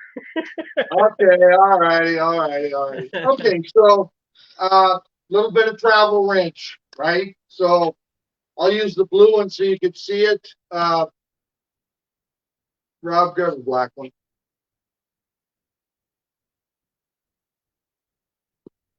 And I guess we'll switch sides. Yeah, that's all right. Doesn't matter. So simple stuff. So on a straight punch, I'm going to intercept that with the inside. Of course, I'll take that open shot, and I'm coming back through. That's a carry by. You see the rib shot into the hip and the setup off of that. So we're just looking at inside, outside, inside, outside. So again, I take that party check, hit, pop. There it is, carried by rib cage. Look, even there, that's an elbow into the long style hit, pop, and a right cross. So simple stuff though. But if I take his straight punch, and then since I parried, he goes out to a back fist. I'm here, and then he hammer fists me in the groin, and then he goes high. Okay, so the same thing could be applied off the knife. So I'll go reverse grip, because if you look at the travel wrench, you're really like this, right? So the travel wrench is reverse grip knife kind of. So he goes to his punch. Yeah, it's a train. And he goes to the back fist. I'm just creating my short walls. He goes down and he goes up. So I'm following that. Empty-handed, he goes 1, 2, 3, 4. So it's a form of sticking that I'm looking at implementing that, right? So going back to, again, just kind of double dancing here, his straight punch and his cross. Now go to your pop, pop, and then that's a return shot there, right? So if I look at that, I'm going here, here. You can see the return shot of the straight punch. If he goes into the belly, there's the power suit. There's the back cutting off. His punch comes through. I'm emptying that out and coming through and closing to those actions. So I want to be able to duplicate those movements, correlate that action with that. Sometimes we'll just work off something simple as a swinging gait. If I look at the swinging gait, so I don't have my weapon in me, and I'm here at the swinging gait. If we look at the rotation, really, if I go hit and I move and I clear that, see, this would be like karate, right? So I'm here like this. In karate, he's punching and I'm trying to intercept that. I don't necessarily want to do that. I anticipate, I see something, I intercept, and I close. Now this would be the clearing line, and that would be, you see, where karate comes from. That's acquisition of that position. Also, if you just see, one more time, the engagement, the cross check. So that's my figure 8. I'm here and I'm closing in. That could be a headbutt. But look, where's my stance? You see, my stance is a foot trap. So you want this aspect of your structure. You know, I mean, I would say to soldiers, I goes, how many people did karate? How many people threw it away because they didn't understand it and they felt it was worthless or static or, you know, there was no aliveness. And they'd all raise their hand on that too. And then I'd say, how many people want to see how it was intended to be used? So if we're in a fighting stance, go boxers. So he's here and I'm going to do, he throws his jab cross here. I'm seeking that. Why am I not seeking that, right? So is it an inside block? Is this an outside block where my energy is directed there? Even on my inside block, why isn't this a trap and I'm opening that window? Now there's my gunting, there's my cruzada. My cruzada is right there, even to the point that I'm baiting this hook or I'm seeking that. Now am I seeking this to maximally control it? No, I just want to move. Oh, yeah, bitch. You know, I just want to activate that point of attachment so that it's valid. If we're here and we're squared off and we're out at this range, why am I not attacked by draw? Pop to, oh yeah, bang. Now I'm getting that. Now where's my retraction? You see, it's here. Is it meant for, you know, something? Yeah, go ahead. I'm moving. See, and I'm looking for that. Presas could snatch a joint lock out of anywhere. Got him twitching now, baby. But see, so you're parrying your check. He throws his jab, even as I go to a return jab. See, that's actually a bomb sound. Is it? And right into a back fist, that's a check. That's a clearing into acquisition to set myself up to get to my weapon as well. Okay, so that we look at the travel wrench, but do we just look at a travel wrench or is it a fucking live karambit blade? So when I have the live karambit blade, isn't that a shot to the noggin when I go pop? Right there, bang. And now the blade's engaged. So he throws his jab. I'm cutting that. There's my cruzada. Bang. right here, straight punch, move, hook, got that throat. I mean, now you're looking at he throws a jab. That's causing problems. That hurt. Yeah, a little bit, right? But you know, if he throws his jab slow and I intercept it, what's that doing? That's filleting him out. So even if I'm here, reverse grip, and he throws a jab, I'm taking flesh off. As he hits me, he's losing flesh, right? So it could be standard grip too. I'm just going here, pang, and I'm intercepting that. All I have to do is intercept, or I parry that out. Now I've set that up for the cruzada. Now I'm moving that out, seeking that in, right? You know, again, see the structure of the like the index finger there to create the pressure for the locking into that. So I'm extending my blade into that if I want that.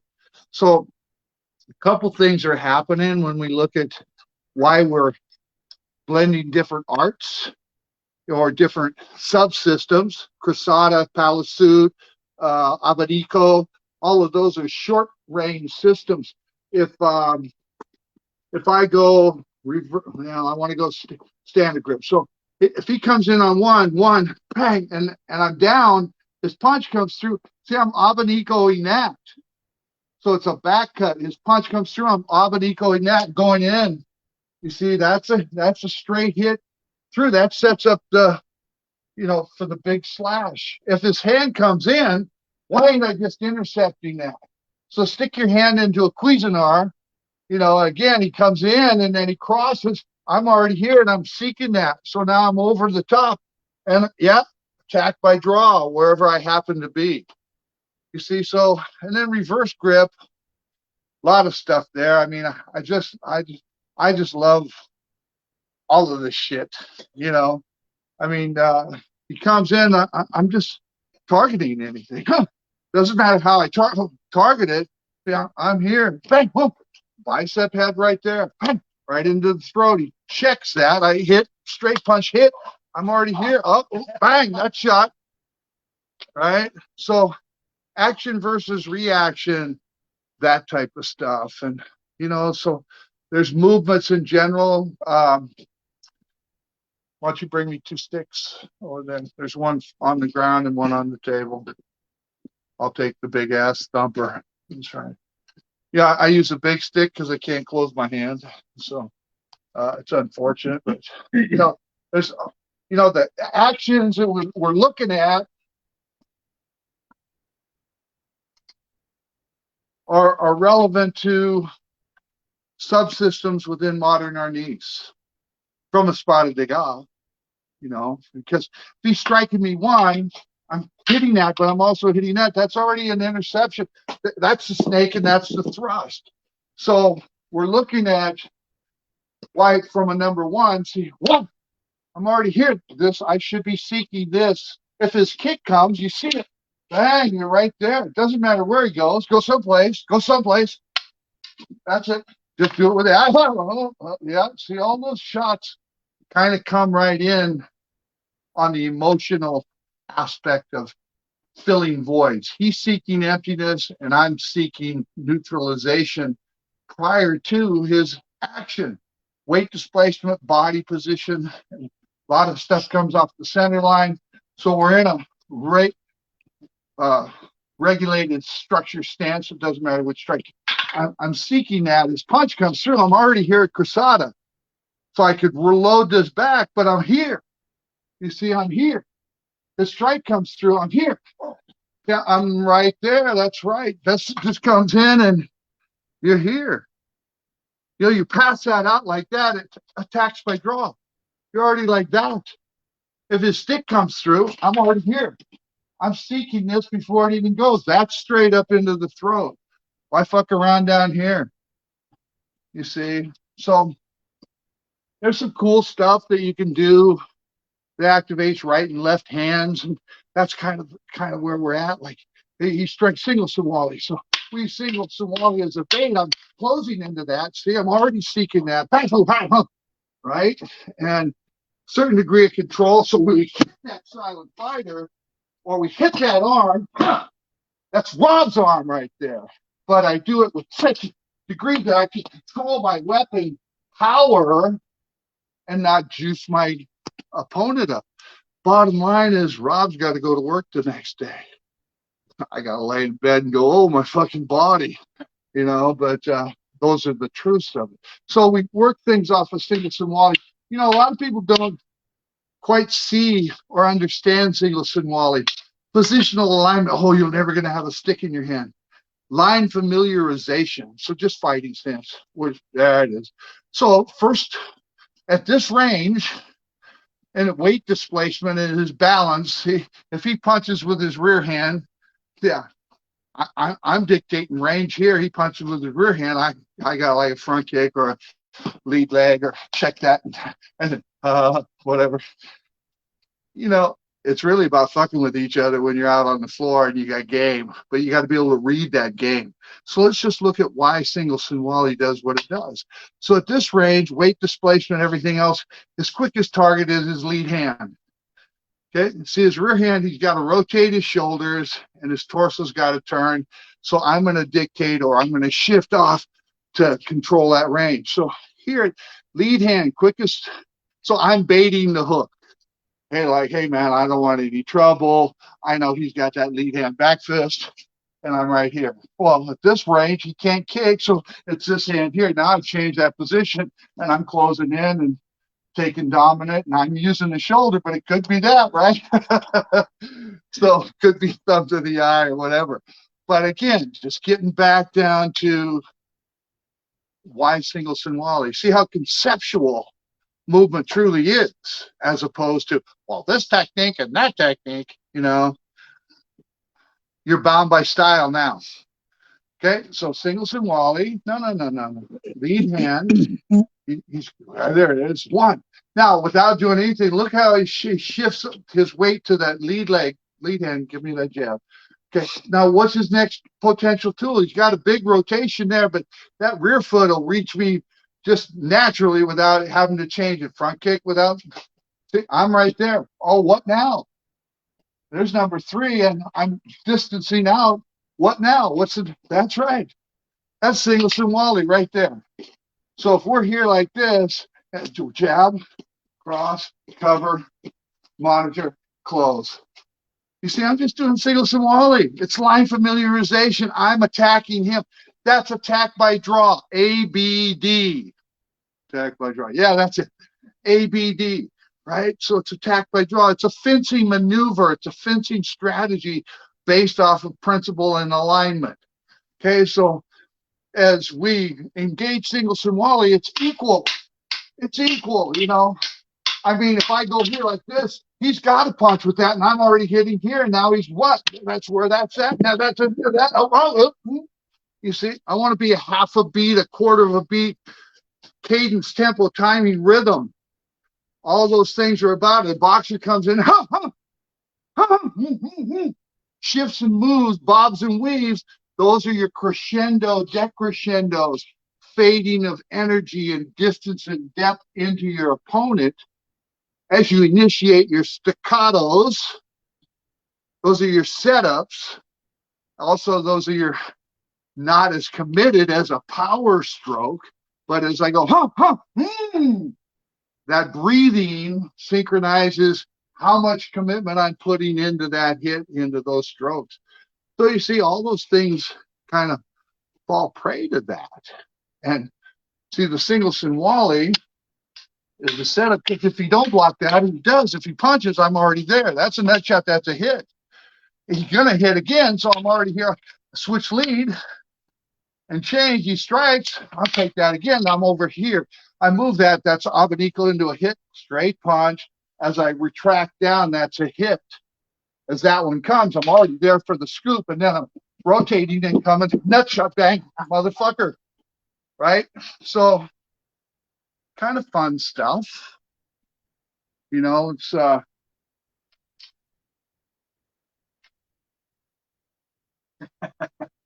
if we look at Decadena sometimes as a wasted action, maybe it would appear. Brush grab strike, cruzada, roll back. How can I use that? Like if we're here, I know he's going to jab cross. I'm already, there's my decadena. That's my point. If you look at that, I'm already here to my cruzada. You see, as I close through, where's the foot sweep? Okay, where's the bump? Any of these, you know, where's the switch of the attachment, right? He's giving me these, yeah, he's giving me these things right here. Look, I'm going to do swinging gait with a foot trap. Watch his fucking noggin. I'm going to be very careful because this is a spinal compression. Look at his structure on his spine, his shoulder, his hip, his knee, his ankle. If I do this throw, I'm causing some serious structural damage to this guy. And it's really just off a swinging gait. So when people say that they know Singleton Wally, you know, his punch comes in, I'm already right there. Well, see, this is attack by draw. He knows that he knows that he's already given me that. He knows that he's going to pop me in the ear. And I'm going to touch. There's a carry by. There's a pop in the head. I'm passing that, but am I passing it or am I loading that elbow? Is that an eye clap? Is that an arm drag into a throw to the figure four that's actually a hit? And then where's that load coming out of this? Right into that throat. You see? So loads are cool. Some of them are from Remy. Some of them are for, oh yeah, I get the big one. I get the big one. So, you know, when I pass that and I come through, I'm picking that stick up. That's a hit. That's a lock. Right? As I come into this, I catch this one. There it is. See, that's either attacks that, and as I move off, that's a release. That's a hit. See, that's a load. That hits and checks. Yeah. You add that low arc, that base disruption, because you're controlling from there. Even if he disengages his stick and smacks me in the head like he wants to. Coming in here. Yeah. For a leg pick. So everything reaction versus action versus reaction and attack by draw. You're baiting according to where your fate is. If I'm doing rope-a-dope, really as he stabs his shoulder and then the other shoulder and the hips, or say, I'm doing rope-a-dope. All this Muhammad Ali rope-a-dope stuff is really evasive knife maneuvering and evasive body angling, broken down, and a dimensional vortex that's telling me his strike is coming from number one, and I'm shifting out of that because of the alignment. Two's got to come in. Go ahead. Hit me one. Hit me one. I'm shifting out. This is a framing. So this is where stance work comes in. So my framing is here. Of course he's going to punch to the face. I'm over here. Look, I'm in foot position, in position here, coming to this lock if I want it, picking this lock up if I want it, going into that body check or takedown, and that throw, clothing, attire, leg hook. You see, all of those things are relevant and important. And it's not, the stick is giving me line familiarization so that I understand how and why, because this is a threat. I'm not worried about stances and structure. That's what my foundation is. You know, as he strikes one and I close off here and his punch comes two. See, I'm set up almost like a stutter step from Muay Thai to where I can come in. Even when I land, I'm in a position to where I can land and gain position, outbalancing him on the upper structure, and then neutralizing his mobility on the lower base while I still have attachment and adhesion. We do sticking,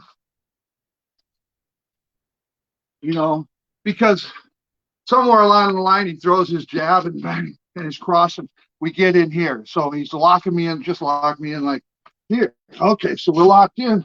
How can I utilize this? How can I utilize the stuff we're locked in here? And I just want to try to do things. You know, he hits me. I'm off balance in that shit. Yeah, I'll take that. You see, so it's manhandling, but it starts with how do we do that? How do we build our skill level? You know, so we could be here, because if he grabs me, he's grabbing me from inside out, so he can get access, and I've got to be over here. I'm like, oh yeah, bitch, what? This thing's the momentary activation. It was a lat pinch. So that's how I got there. And then he grabs me. Were you on the outside before? Inside? Okay, grab again. Now he's on the outside, so he's got kind of an advantage here. Where would you go from here? So I want to neutralize that punch, so I'm going to try to stop him here. Now there's my headbutt, right? And then, yeah. And a tendon press into that shoulder, kind of just right, gouging that right there. But is it the gouge, or could it just be the press or the check? And then if we're if you like that. So everything's a learning curve. So a vertical straight punch gives you that option right there, right? So vertical punch. Why are we punching vertical? So we can use this and this to negate and neutral. See how that balance is so easily, control. This is Crasada. You see, so when throw your jab. So when his cross comes, I'm seeking this. So it could be this, or it could be that. You see, because he could roll to a back fist, and I'm just kind of shift off and again taking. And while he's thinking about that, I'm hitting here. You see, that's a headbutt. Whoa, that's a lock. You see, so I'm going for the lock and the out balance. This is a shin kick out. Bang. Oh yeah, fuck that. I'm stepping on that ankle to break that balance. You see that? And then the throw, because he's going to land into that shit. So it's not like designed for you to go, oh, I think I'll slap out of this. You know, so some pretty good stuff. Sean, why don't you come in here with Rob? I'll give you, because I said, this isn't all about me just torturing shit. What I do is what I do. But like I said, with the shooting and the close quarter stuff, shit, for me, Rob's like this dojo's close quarter specialist, and he really breaks it down. I'm a reactionary knuckle dragger. I got guys that can think on their feet. I just react and move. So for me, my value is in the reflection of what my students can accomplish. So Sean, you're dialed in there. Rob, you got this, so go for it. We want to show clear. I don't care. Anything special? Okay.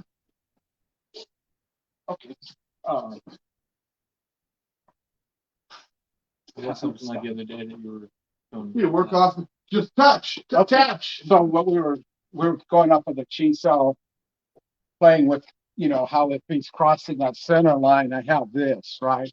If the center line's open, I have this, right? He's dropping down here, I obviously have that.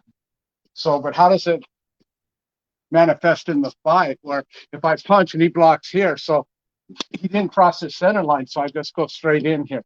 If he crosses it, I let it go and come here, right? If I go and he blocks a different way, that's this pressure. So now I go here, he blocks that. So it always is opening up. If he pushes out with an outward block this way, I'm already here, right? Because he's pushing my hand out and I'm already here, right? He pushes my hand in, I can pass and go here, right?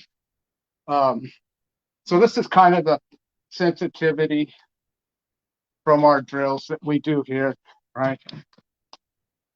Here, right? We can contact here, right? So application, if he's throwing this punch and now I'm here, so I can stay on the inside and go here, right? But if I come to the outside where he punches here, I'm away from his other hand. Then I can lock here and come into here. And as you see that, if you guys, if Jason moves back a little bit, the most important thing is he's jamming and he's binding and he's taking that low base. So Rob hated foot traps when he started with me, but now he never misses one. And that's just a key thing of what we do at close quarters. So, make sure you get an opportunity to do that. Go from the sticking, and people don't understand sticking. That's why I like the term standing grappling, because that's really what you are. You've gone, and Rob, traditional foundation was his Taekwondo from a real serious Korean master. Who was that guy? Chun Li.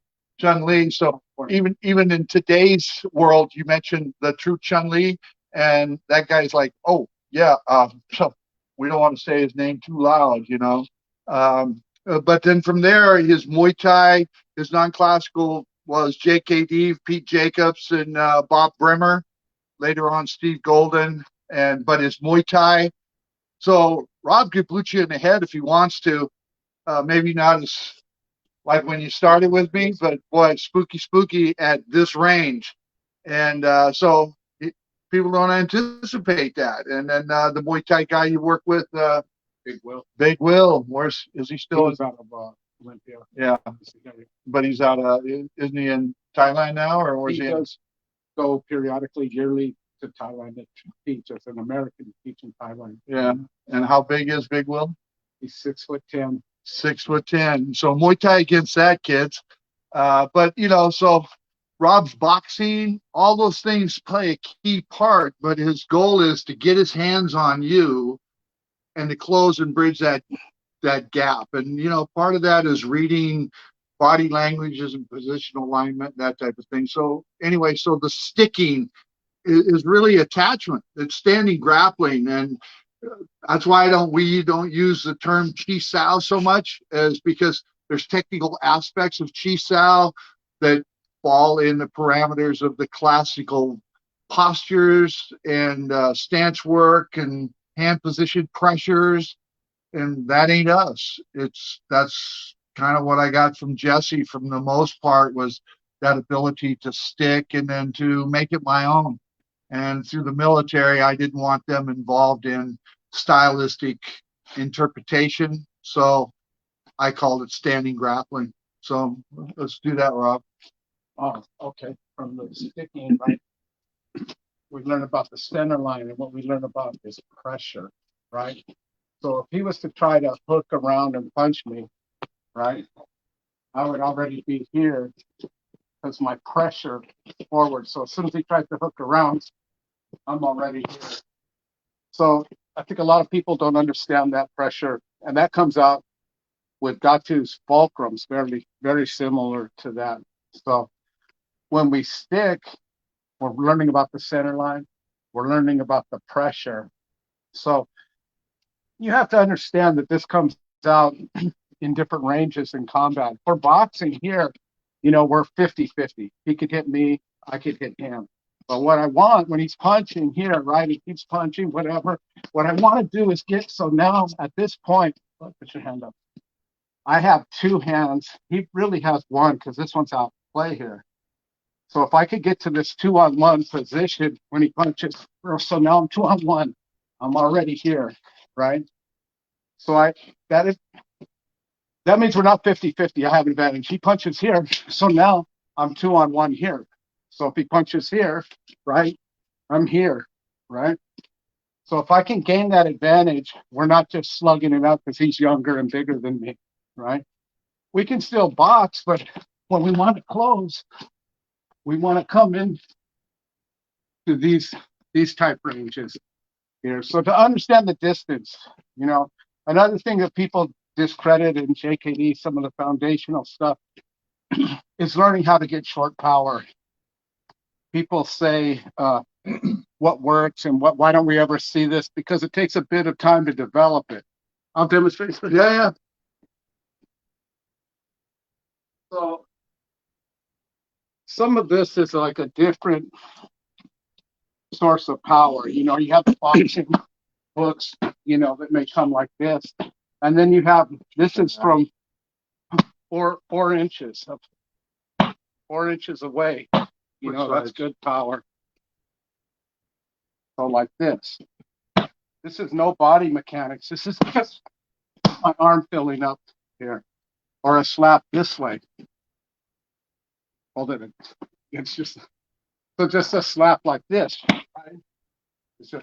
There's not really rotation here. This is just this, or this short power here.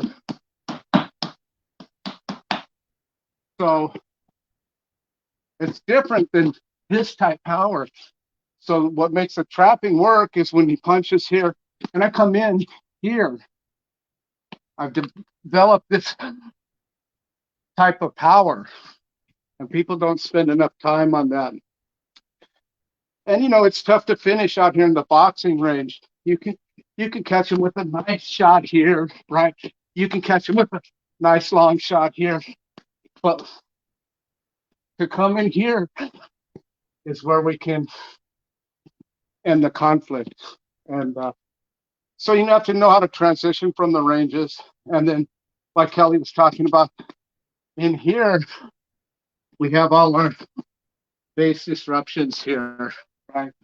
Even he going there, Leslie. When he punches here, right? See, I make this attachment. I know his leg's going to be right there for me. Now, right? I can kick it out here. I can go to the gas pedal stun. So, or if he punches here, right? Now I'm already to this foot, and I can throw him down, step on his hand, right? Drop him down. Here, go to my break here. So if he punches here, right? There's another base disruption here. Here's a press to a takedown. Here, right? So here's that leg trap again. We're binding him. If we go into a figure four here, I have this leg trap here. So we're always in this range here. We're looking to attack the base here, right? We go into the standing. Even here, this is some Sinwali. Here's my base disruption. That's a throw, right? Here, if we come into this wrestling fight mode, here's my short power. Here's that little slab. I'm pretty confident with that, right? Here's my sticking into this. So from here, when I go here, I can pull into the elbow. Here's my sticking right here. I'm not making space where he can get away. Just sticking through this. So you can get a lot of that from this close range in here, right? Here, here, here, here, here, here, right? The gunting can be up the straighter shot. So if it goes wide like that, we can fold up here, right? But if he throws that straight shot, we can go here. You guys have probably seen that. Or we go to brush grab strike. So a lot of people do brush grab strike like this, and they strike here, so they're not covering that line. Just like that. So when I do it and you punch here, I'm covering this line. See, I've already taken this because I'm in a bong cell here. If that punch comes, I can go here. And then I'm already to a wrap here. Right? So a lot of the Sinwalis right here, this is Sin. So if we go here, here, right? So this is relevant. When he goes here, I go hit. That's my 3 Sinwali, right? He goes this one, right? This straight punch comes, I go hit, hit, hit, right? That one comes, and I go here. I'm already to my takedown off my Sinwali and my low foot trap. And a lot of that comes, you know, you have to be good enough to get in that range. So I don't get knocked out here in this range. So your boxing, basic punch, you know, your basic defense, right? Keep going, right? And then we can pick this up and come in here, right? Here's my throw. That wasn't how I wanted it, but if I get here and I get this neck control here, right? So have to have our defense good enough to close that range, whether it's through a Cruzada line here, right? Now I have an attachment point. I can hit, he can punch, and go to brush grab. I go back to the Sinwali. I have an arm trap now and a throw where he can't slap out. So kind of a lot of the principles of taking control. So like I said, we're not 50-50, right? I have 2-on-1 now, right? When he punches, I'm already here, right? I'm already here. I'm already here. That one comes, I'm going to monitor that. I'm already back. Here's my back and takedown. So there's a lot of Sinwali in there. There's some sticking, right? I'm sticking to this, right? Punch again, right? Hit, here. Here's my short power. This is this building up of energy here.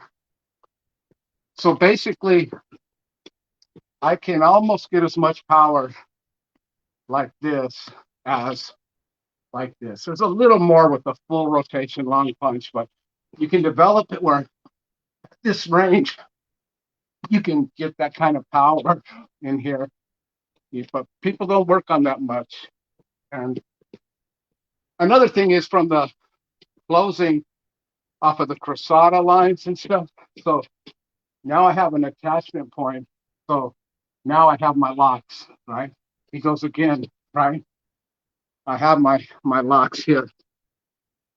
All right, it's hard to learn to lock. What connected the systems was kind of these energy drills that we do. All of them here, and we mix them up. Right? Go to Chi here. Right? We can disengage and come back to passing, right? We can go to here.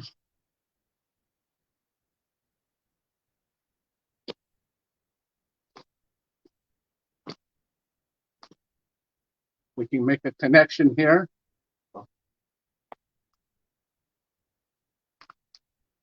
Right? And they all come out in the fight. Say he has a real fast jab, right? I can't time that jab. I can't seem to find my way in. Well, I just crash that line, and I'm already sitting on my lock. So instead of trying to time this jab, I try to time it, try to look for my counter here. I just walk into it here with my structure. My structure's not proper. He could collapse and still get through and hit me. But when his jab comes, I just walk through. I'm already at an attachment here. Then again, our low line artists there. So the Sinwalis, we get our locks from the here, right? Here's my lock, right? Here's my lock right here, right? So now if he goes here, I punch him here, he blocks this, right? I'm already here, right? He blocks this, I'm already here. I'm already into my locking here, right? So it's almost like this is my knockout shot. This is my shot right here. When I want to knock someone out, I just pick that up. If he blocks it, I'm already here into my locking here, right? Here. I cut and I hit. I'm already here, right? He punches here. I'm already here, right? He punches here. I'm here. Here's my lock. Here's my throw. So that's how a lot of the inside fighting works, and gives you the ability to use the locks. You know, I learned my locks like this, and I'd say here, and I'm like, how am I going to get that when a guy's swinging at me? You know what I mean? Mhm. Until you learn to make these attachment points here, right? Here,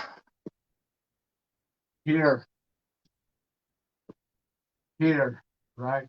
Once again, here, right? That'll give you access to the locks that you want to get. So Awesome, man. Cool.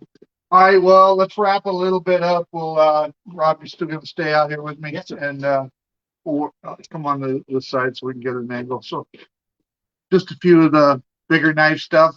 Line familiarization is really where we're at. So Rob does a figure eight on me. I'm distancing now to come get it. See? So I'm distancing up now. I'm looking at the timing. So I'm evading through my stance work, right? So as this comes in, what this is back stance, right? I bait him in, otherwise he ain't gonna come. You see, I'm baiting him in, and then I close. See, now I closed it. I could focus my energy doing this palisade, or as I fade away, my entry is really here, or I'm looking at the palisade, and that's immediately he's going to punch on that because I've changed the energy level. So as he punches, now I'm looking for the cruzada. So as I step through for the cruzada, that comes at me. Now I got the palisade. As I clear the palisade, that's a thrusting line. If I miss the thrust and he comes back up, I'm staying attached. So the sticking works through the blade. There's a shielding right into that. It might not go to the body because he brings his hands up. So I go in and clear and take the foot trap. Again, wherever you want to go, right? Yeah. And you're taking the balance. So you're integrating that low art with it. So if we do something like the classical strokes, he feeds a 1, and it comes back on the 2, and I intercept here. I got rompida. So this is my rompida line. Again, a small subsystem of where it is. Rompida is still figure 8. It's just an isolated sector of it. Again, I don't do terminology, so I've got 3 or 4. Oh, I do rompida, I do cruzada, I do abanico, that type of thing. Palisade, or Palace, and abanico is part of the Palace. Abanico is a stop hit, but if you stay attached to it, it's Palace. If it returns and it stop hits, it's abanico. Then it rotates back into rompida. So the classical sets are blended into it. They're just symmetrical patterns that are endless and have a tendency to allow you to go wherever you need to go in flow. Okay, so we're engaged. Doesn't matter. He goes to figure 8, and then I intercept 1 on the roof. That creates a window. His punch comes through. I'm going down on my rompida. I go to my banda. He cuts across. I'm here at cruzada. I insert or step through. Again, attack by draw. I step back. His punch comes. Now I'm entering into here, or go to the cruzada. Gain position, positional alignment, control, angle, cut silent fighter, that type of thing. So we look at that. Again, I intercept 1, his punch comes, I'm already here at abanico, right? So it's a back cut. Do I need to have a double-edged blade? No, I'm just going to tear flesh. Look on the rotation, I'm already here. There's the palace, there's the cut, there's the bump, there's the follow through, there's the attack by draw, wherever you happen to be. Everything is very classical on that line. You're working those lines because as he enters, right? So you're looking at how you can make those energies attack by draw. Bang, here. See, that's already up. Bang, huh? You're already there. Cut. Boom. Take that out, right? So movement is movement. So understanding that range. Look, even as he goes 1, I distance out as I close. Look, that's a fulcrum. But it not only activates this, it activates that.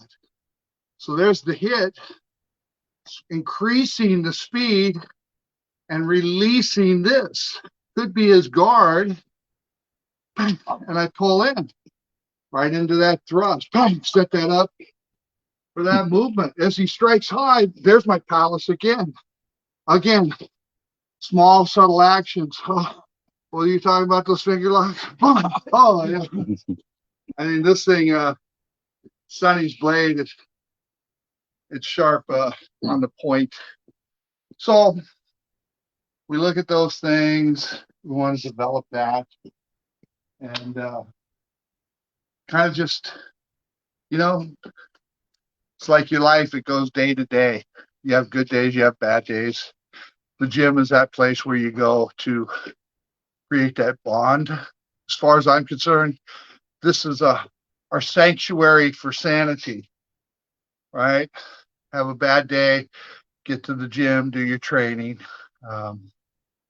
You know, not so much here because this is at my home, but it used to be all my schools. People just had a key to the gym, and you know, it could be 3 o'clock in the morning, and the cop had a bad day, and he's at the gym, and somebody had an argument with their old lady, and they're driving around, and they're like, "Fuck, I'm going to the gym." Well, got shit going on at night, man. Just clearing up the beer bottles, or you know, make sure the gym's ready for the next day. But people have a key to that sanctuary. And anyway, hey, hope you guys enjoyed that. Wow, we need to do it again with better technical. With helmet next time. With the helmet next time. Yeah, with gear next time. sure. Oh, you That know, was there's just so many fantastic. things. John, That was bring one me of our best episodes, Dean. yeah, bring me a staff and a short stick. That one and the staff. And the staff. There you go. I'll take the little one. All right, cool. A couple more things because, yeah, you take the staff. Okay, sir. Oh, I don't care. You want Sean to be in there? He deserves it. Get in here, little boy. Get in here, you bitch. So, you know, a lot of stuff like we want to develop that short range power, right? So we could be here, boom, and hitting with that. So we got a high, and you want this rotation. See, go ahead, high and high. See, I'm doing it off of relaxed because this could easily be a fulcrum into a hit. See, now as I step back, I'm releasing that, and that's already a hit. When he strikes me on the other side, I say, crash, I'm coming through. You see, that comes in, and I'm full, boom, right, pop, and I'm coming back to either baseball bat, right? So I could be, it doesn't matter, this is just a walking stick. If Sean hits me, see, I'm here. So that's already a clearing line. That's his hand, right? So even a walking stick can have validity. Strikes, I'm coming in. See, that shifts over. I'm here. That just presses into the body, and there's the clearing line. So the short stick develops that rotation of power. Low. See, as he strikes high, I crash that and poke. I move that out. There's a hit. There's a check. Well, when he goes, go ahead. I crash that. I come in, power soup. I'm here. I'm just closing through. Catch, hit, catch, hit, catch, hit. You see? So I'm jerking him, pulling him into that hit. That's the power soup. Where do I want to be on that? How much damage do I really want to do? So the staff can teach you those dynamics. As he comes in, I crash that. As he strikes, I'm crashing that. I'm moving this out. Nut shot here. Look, it's actually the unarmed aspect. One, I'm moving that. See, hook that to my head, it ain't gonna happen. See, all those things you're looking for right there come out of natural mobility, a point of attachment. But the staff will guide that to you, that power development and rotation. How is this action, not this action? Yeah, I could do that with just my arm, but see, as the staff hits, I'm moving that. So as the staff hits, I'm moving that. So the staff forces both body actions and movement. So it activates my blade skills that much more dynamically, and I'm not dependent on hand speed because I'm using the weight of the body. The full action of motion comes out of that. The strike comes, hit, seeking. Could be there. I'm stripping that weapon out, applying that, hooking that in, coming in here, or moving in here. You see.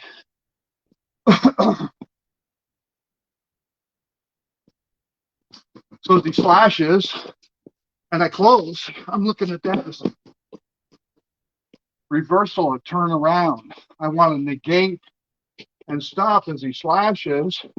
I'm closing, trying to attach a trap, and then bind, pull that back, and just walk it through. Then, so just stuff like that. You know, the physics of movement, shadowing. Again, shadowing is distance and depth. As he slashes, I'm distancing, cut my leg. I'm distancing out. I'm closing, push, stab me, bitch. See, the physics. How is this not karate? Now he's looking at that. Is he looking at that? What's he doing here? Where's my stance work? How's this not inside karate? How's this not knife hand? Posture. There's the strip, blocks that. There's the lock, he blocks that. There's the pass, and I'm in position. Doing traditional martial arts, and the structure is there. It's undeniable. Those that want to say it doesn't work or it's too classical, it's a moment in time. I'm here. I'm going to Muay Thai stutter step to bait that hook. As he closes, I'm already here. I'm already here. Now I'm into my grapple or my binding. So I'm just, oh fuck. Anyway, there's always something to learn. Remy would say, "Oh my God, now That's you're just teaching." wonderful. Awesome. Anyway, Awesome. hope you motherfuckers out there enjoyed it. You owe me a You beer. basically gave him a free DVD, man. You gave him a free DVD, a free seminar, man. So yeah, you mentioned that last night, the Paladin Press videos. Yeah. All that stuff resorted back to the original authors. So I own all the rights. I still have them. They're on my www.wardendefense.com. Trying to build that. I'm not a technician, as you know, because I couldn't even operate the phone. So shit, I'm back at the beeper. But I'm out of phone right here, right now. Yeah, I'm out of phone booths. I got nowhere to go.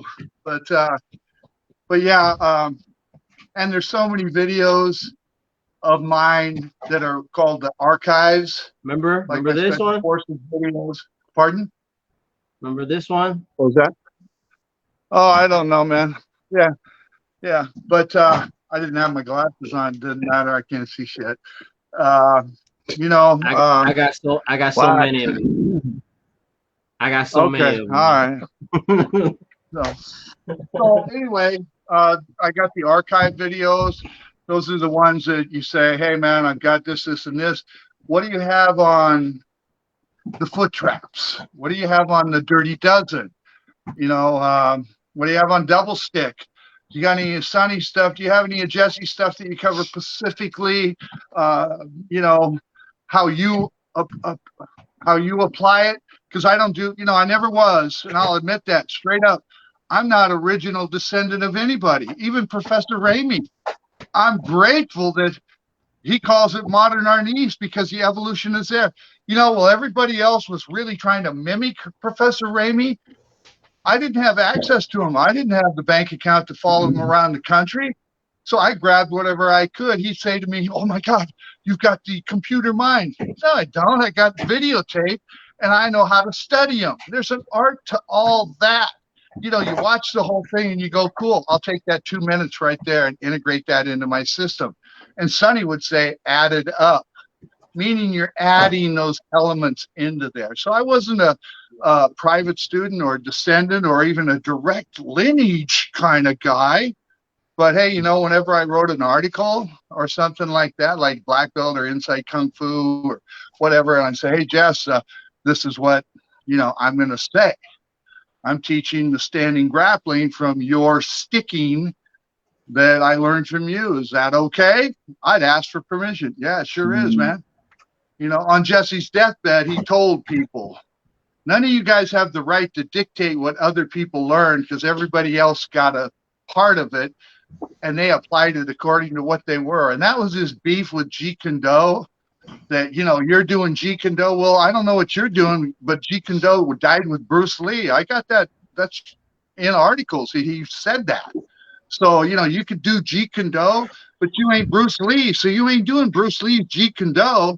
And if you're mimicking it and that's what you're doing, or if you're doing Remy Presas and you're saying you're Presas Arnese, you know, I hate to tell you, but you're a fool. And I'll tell you that to your face with a stick in your hand, or maybe not. But because bottom line, we ain't going to have a stick in our hand. We may just meet in the bathroom, right? You'll have a dick in your hand. And that's the way that goes. But, you know, bottom line is we're not puppets. Yeah. You know, we're not our teachers. We get pieces of those puzzles. It's the psychological and the spiritual elements that activate our physicality. It's not the opposing. Our physicality doesn't immediately give us a connection to Professor's thought process of why he was the fighter that he was, or Jesse, why he was the, you know, the emotional healer in his teaching. He didn't want to teach fighters. He wanted to teach people not to get beat up. So, you know, we're not coming from those frames. We're coming from some other, you know, self-perceived idealistic idea that this is how those guys would do it. Well, you know, if you're that good at imitating somebody else, how good would you be if you imitated yourself? You know, get a grip on reality and just be honest. Really, I mean, you sell your soul to the devil when you pretend you're somebody you're not. Yeah. You know, and I wish I could be somebody else sometimes, other times. But hey, I'm so pure at what it is I do, as self-realized, I don't really care anymore. So, you know, I don't have the biggest bank account. I don't have the biggest following, but I got the biggest heart for the people that I care about and that care about me. And, you know, follow You're a your fully heart. actualized human being. Yeah, follow your heart to guide your art. And if you're not doing that, then you're bullshitting yourself and everybody else. Oh, I like that. Follow your heart to guide you. Oh, I like that. Okay, don't make me cry, goddammit. Okay. No, I really do though. Follow your heart to. I hope so. You're a fully actualized human, so crying is part of it. Yeah. But I don't let bitches see me do that unless I'm getting some next to them too. You know. Anyway, all right. It's good. But well, this has been absolutely wonderful. I really appreciate it. Thank you so much. Yeah, it's probably the only interview like this. Datu, thanks, man. Thank you. All right. Well, appreciate it, you guys. Oh, it's fun. Please tell your cameraman and Rob thank you, please. Yeah. Oh, yeah. Sean, take a little bit too. Yeah. Sean, thanks, the Sean. fact that his patience was here. Yeah. We need to improve his backup camera skills, but it's all right. You know, and nothing against the culture, but Koreans are never on fucking time. Let's light up a torch for him. Let's light up a torch for him. That's right. All about Korean time. Yeah, like the landing strip, you know. SOS. Yeah. You know, he said it's Korean time, and you know, back when I was rolling, my buddy would say, I said, "What time we hooking up?" He said, "CPT time," and I said, "CPT time? What's that?" He said, "Colored people time, man. Be there when you're square." Oh no. Like, okay, everybody comes out after dark. All right. Yeah. Anyway, hey, and there again, we're too politically correct. That's urban banter. That's urban slang. All these political correct motherfuckers, I know what they're talking about behind closed doors. So don't bullshit me and try to correct people that it's a culturally embedded thing. It has nothing to do with, oh my God, he's so impolitically correct. You know, you're the impolitically ones that are trying to dictate and change life when in essence we're all relevant to it. Don't go to anybody else's hood and try that bullshit. Right. You could do it while you're hiding behind a camera and going, oh yeah, you know, let me tell you how things should be. That's bullshit. It ain't ever gonna change. Shut up. Language. Mind your own business. What the hell? Anyway, hey, country. Hope you like that. Song and dance is over. All right. Well, Datu, I thank you so much. I really appreciate it. All right. Thank you. Cool, man. Sorry for the camera thing. We'll do it again. No worries. All right, I'd love to do this again. I would love to do Okay. that. Don't worry about it. All right. Sounds good, guys. All right. You take care of yourself. Oh, always. All right. Yeah. I was about to cry from laughing, man.